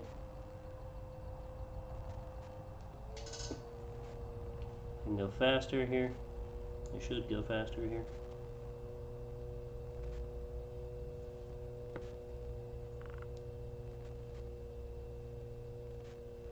And I do like to put my fingers on the top of the what is right now the top of the foot, and push down, so that way I'm not as likely to risk the piece coming off the wheel. Oh, that was a bad cut. Alright, I'm going to switch to this guy for a minute. Dang it. That's okay. The clay tends to ribbon off of this tool much better. It peels away and actually goes off to the side rather than the other one, just kind of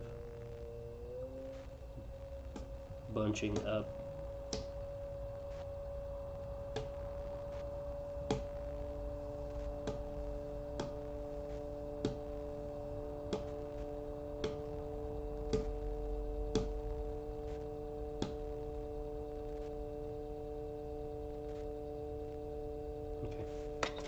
That'll do. And I'm really not all that worried about the gouge that I did here. I don't think it's going to affect it all that much, especially since I've got such a tall foot.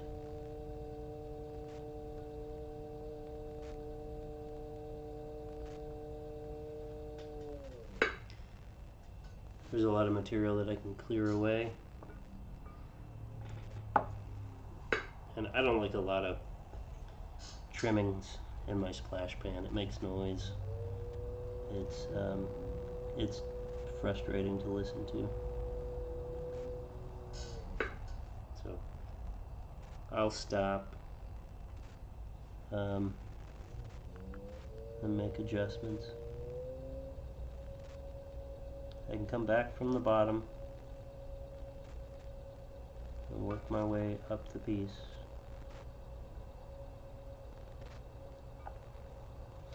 I can basically stop there and then come back. This one is good for doing this portion and cutting material from the bottom.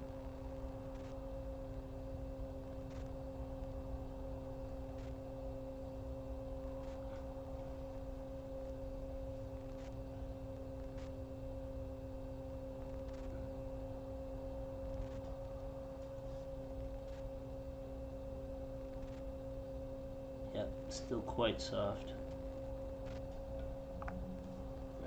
That's gonna be decent for now. See, I don't know why this tool doesn't really like to bite the same way that this ribbon tool or this loop tool does. But this is like one of the thinnest and sharpest ones. You could legit cut yourself on this pretty easily. So I'm going to use this, take away quite a bit of this material here.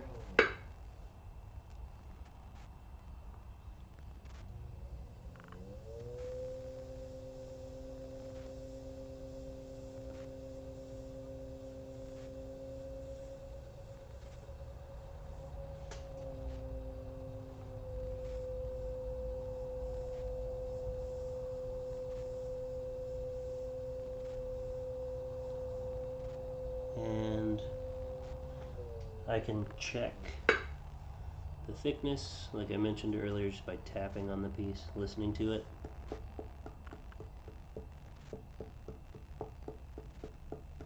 It'll sound more hollow.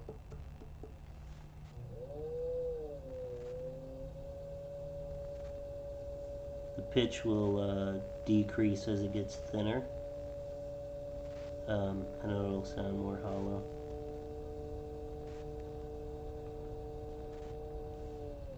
So, and that's a better shape. A little more curvature. A little rounder, not as vertical and straight. Check the diameter of the foot. It's a little narrow, but not a big deal. Really need a different stool.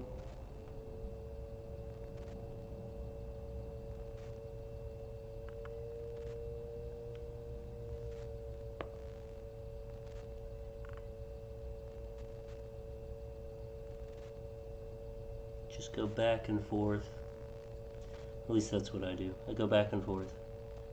Trim on one area just a little bit, see how that changes the shape. Go to another location.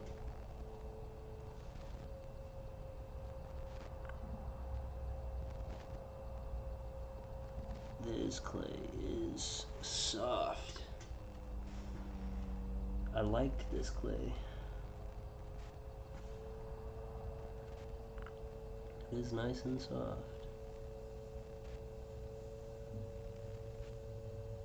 Yeah, this tool will grab, and then it gets like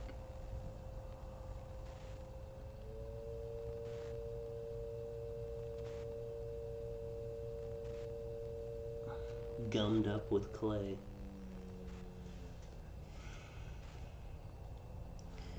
I'd say, oh, it's better as a chattering tool. Yeah, it might be. Very, very likely that that's the case.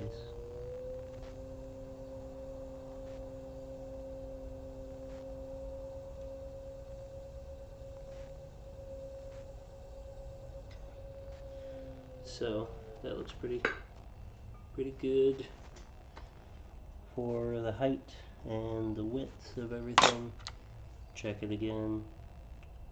Looking pretty decent. Just a shy short of what I would prefer to have, but that's okay.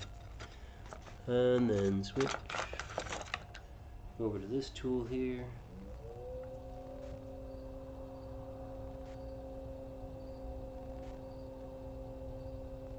And I'm not going all the way to where I want the wall thickness to be with this tool.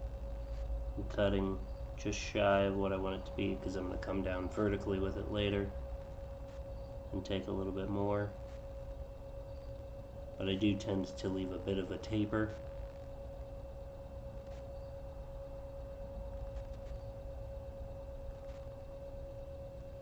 And with this stuff being as soft as it is, it's gonna gum up on me a bit.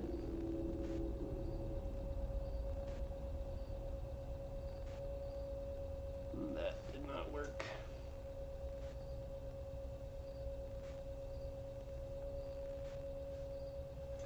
I clean this up. Got quite a bit of clay on it. Don't like it being that dirty. Don't like the way that feels. In case you're wondering what tools I'm using, this is Sin Tools, HSIN, number 3. And then I got a Sin tool, number 2. And my loop trimming tool, couldn't tell you what brand it is. I can find out, but off the top of my head, I have no idea what it is. It's not a carbide maybe a high carbon steel, but it's definitely rusting, so I gotta treat that a little bit better. Continue on cutting this foot out.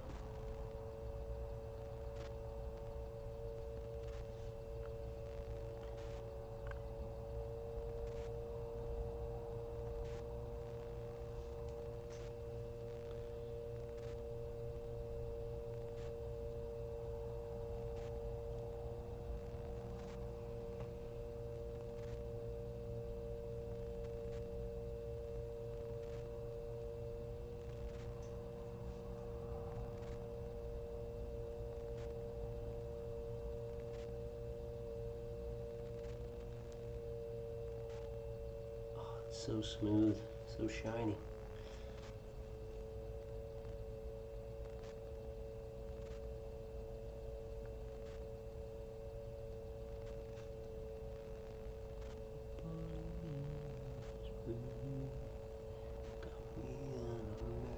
I don't know why I've got old Breaking Benjamin songs stuck in my head. Literally not listened to those songs for like 20 years.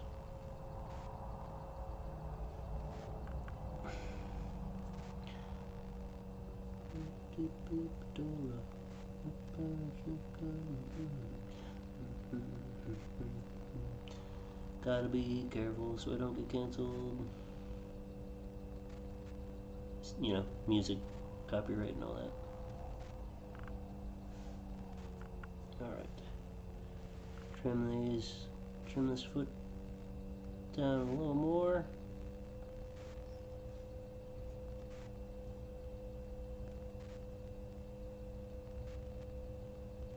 And if this clay was a drier leather hard state, I wouldn't even actually say what I'm currently trimming is leather hard. I'd be able to go through this much faster. A lot less trepidations. I think I'll cut the foot just a wee bit shorter.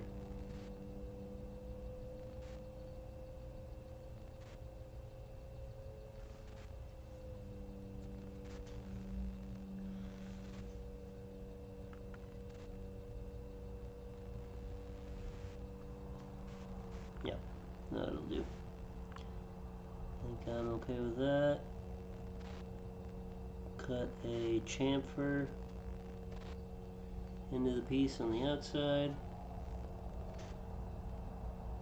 chamfer on the inside,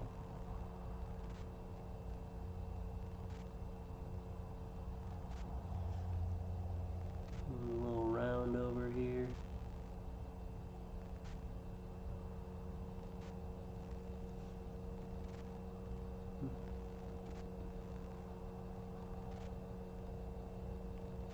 Alright, good. Grab my Cheryl Mud Tool red small kidney rib. These are in different, if you don't know, these are in different stiffnesses, durometers.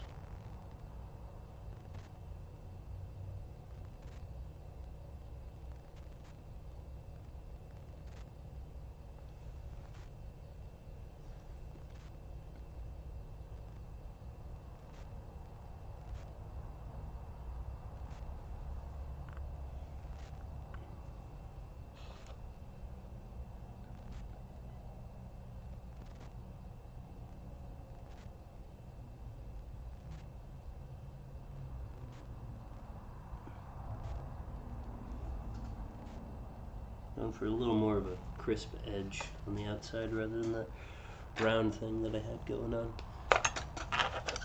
Switch back to this tool. You have to be careful with these. These are sharp enough that you could cut yourself.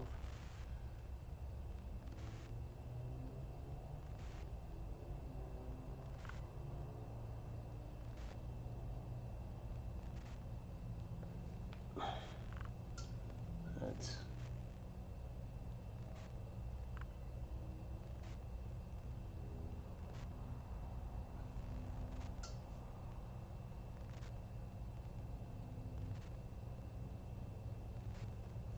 that'll do. Okay. That one's done. Oh, yep. So, get my signature in here.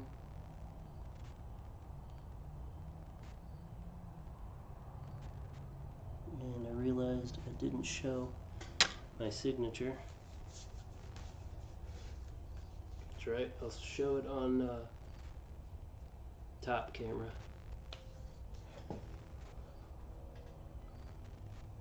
You can see my signature right there.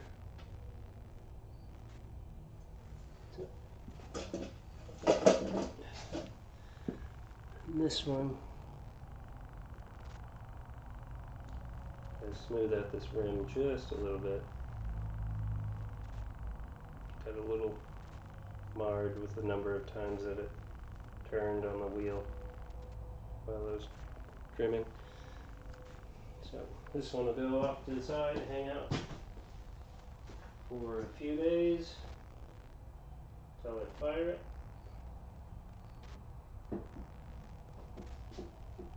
Go for a bisque fire. I don't know how many pieces I'll be able to fit in the kiln at once. Quite a few, maybe? I don't know. What I should have been using,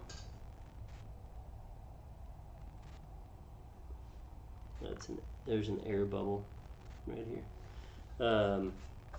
To make these even more consistent is, I actually should have been using one of these.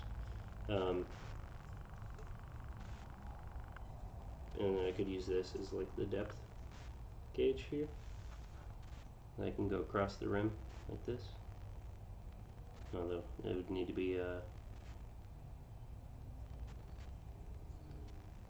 yeah, that's stuck in place, but basically shoot it across like this, and then the gauge in the middle, and then I can get the width and the height all at the same time. I don't need a ruler. Really consistent that way. I'm not too worried about it right now.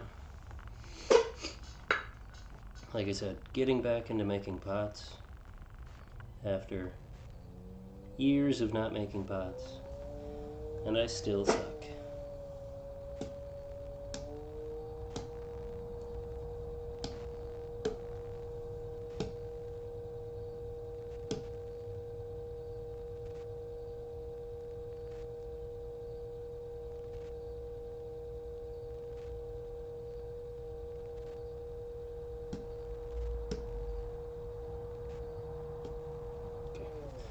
That'll be good.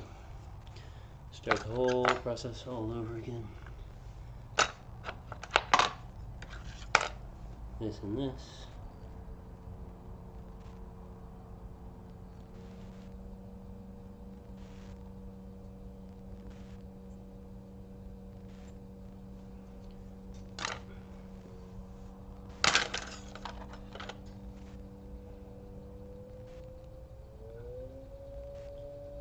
Speed this up, see if we can do this real quick.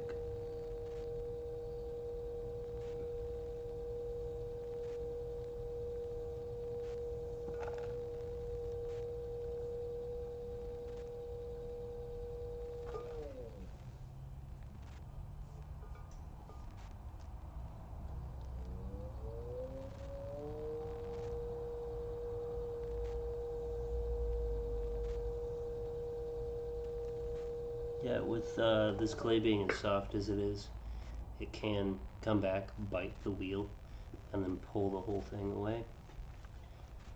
Or not bite the wheel, come back, bite the piece on the wheel, and pull the whole thing away, which we don't want. If it was dry, if it really was dry, then and I might need to come back and burnish the piece. I didn't do it to any of the other ones, I don't think. I should have burnished those pieces where I trimmed. Then would have been much, I could have really gotten a glassy surface when wood firing. So Okay, so going to keep going with this.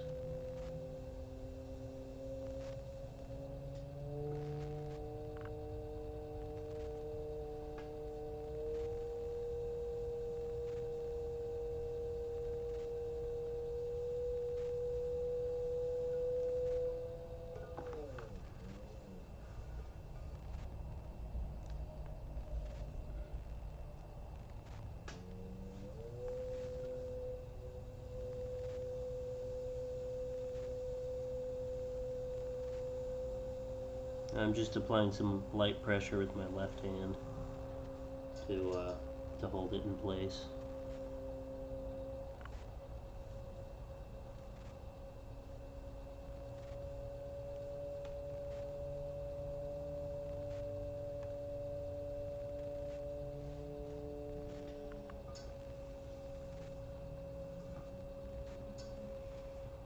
All right, it's pretty good.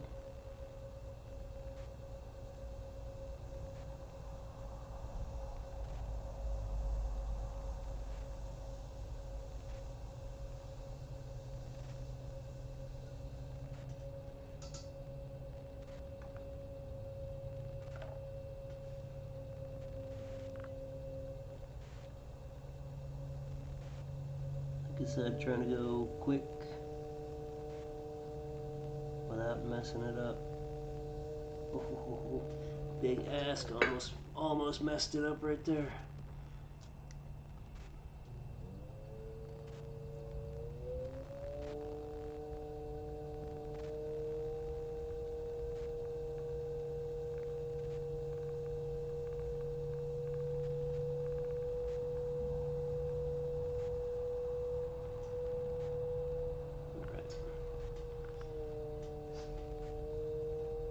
And you can use this tool the same way as the other one. Take material off the top. It spins it back into itself a little bit more than the other tool does, I think. But what it also does is it grabs a much wider amount at a time, whereas this one does not. It just bites into a little bit, and you can even an uneven foot much more effectively.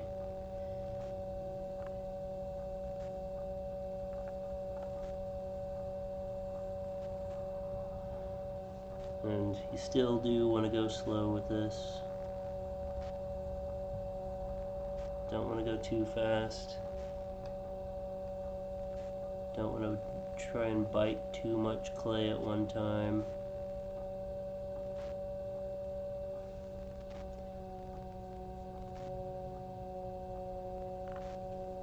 Stuff is pretty soft, so it will just want to, your tool will want to take a big cut. It'll get sucked into the clay really easily, and also the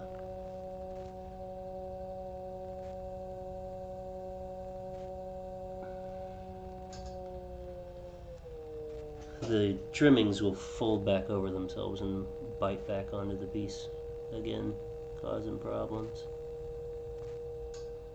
So gotta look out for that.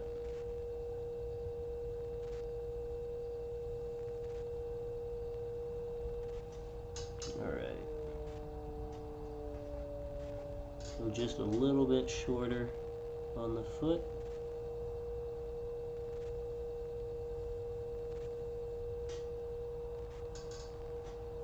There's like a dye or something down in here.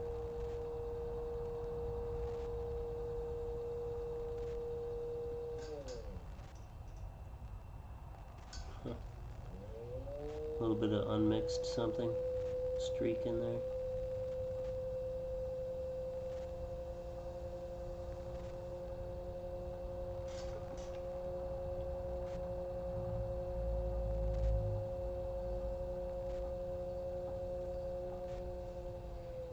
Alright, that's pretty good. Check the diameter. Diameter looks good. Come back in here. Get rid of some of that material. Check the diameter again. It's going to be just the tiniest bit narrow. It's okay. Some people will use to go and cut inside the foot, they'll use the small loop tools. I've never really been a fan of those. They work just fine, I've just not really been a fan of them. Oh, no, that was a bad cut.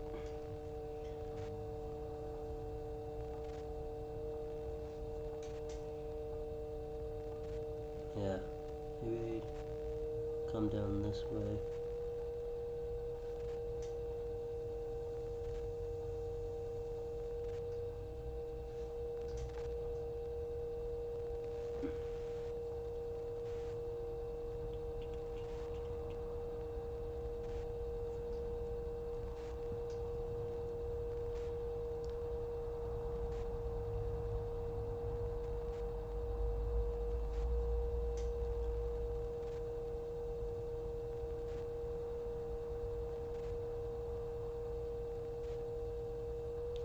That's what I wanted. Be able to cut down a nice channel, and then I can come back in, cut away that excess, and try and alternate back and forth between cutting that channel and cutting away the excess.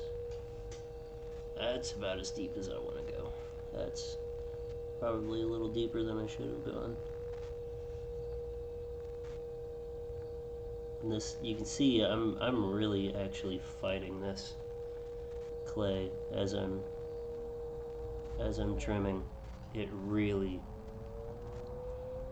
pulls the trimming tool in, bites hard.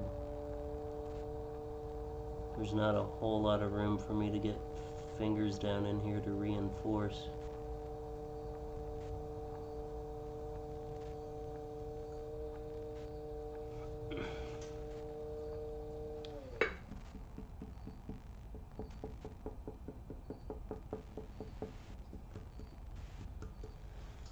Yeah, this one might be a little bit thick.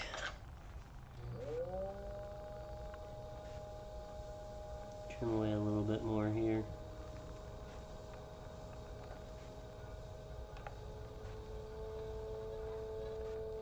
No chattering.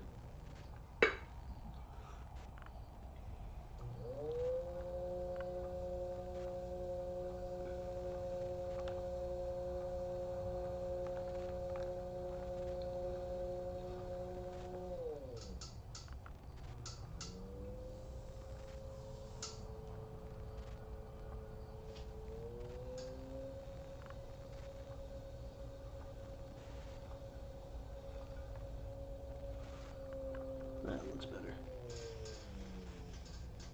Okay, one more time with this tool, and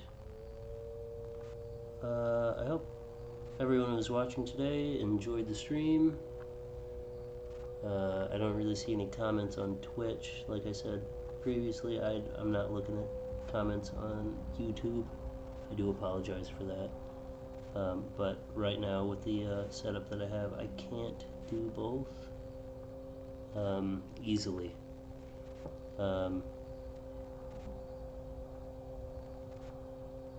So maybe in the future, if I get more people interested in watching the streams, and you know, if I make some money to justify buying some extra equipment, sure, I can get another screen. You know, I could even get moderators and whatever, but right now I'm not really gonna focus on it.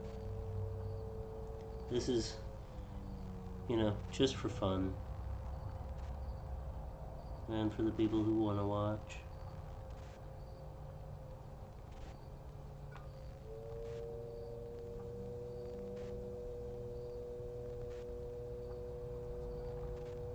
This tool just a little bit more here, see if that helps.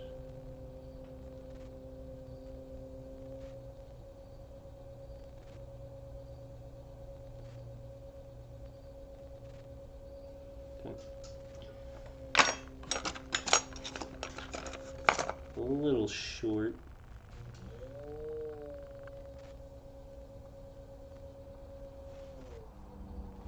Didn't mean to trim it that short, but it's alright.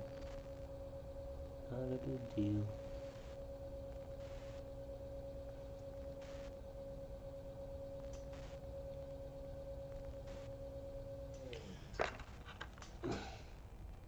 Okay. Come in here with this, nice and slow.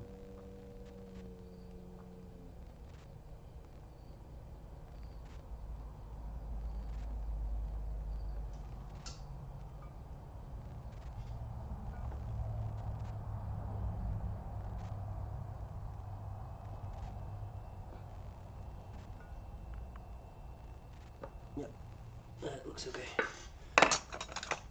Good. Get my signature in here, hopefully out of the way of the foot itself. Okay.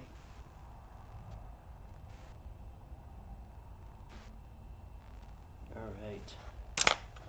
And the last piece for tonight. So, please, like I said, I hope everyone enjoyed everything.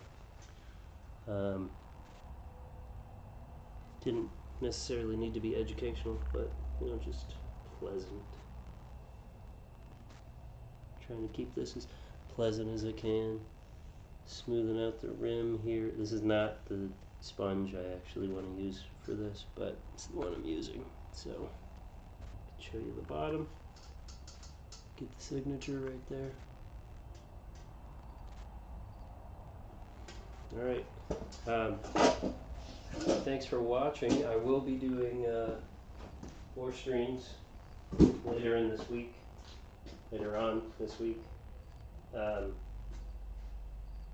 And it'll be more bowls. I know, exciting. But welcome to come by, check it out, hang out. Maybe I'll get YouTube chat going next time rather than Twitch chat. So, thanks for watching. Have a good night. If I don't see you later on the stream, have a good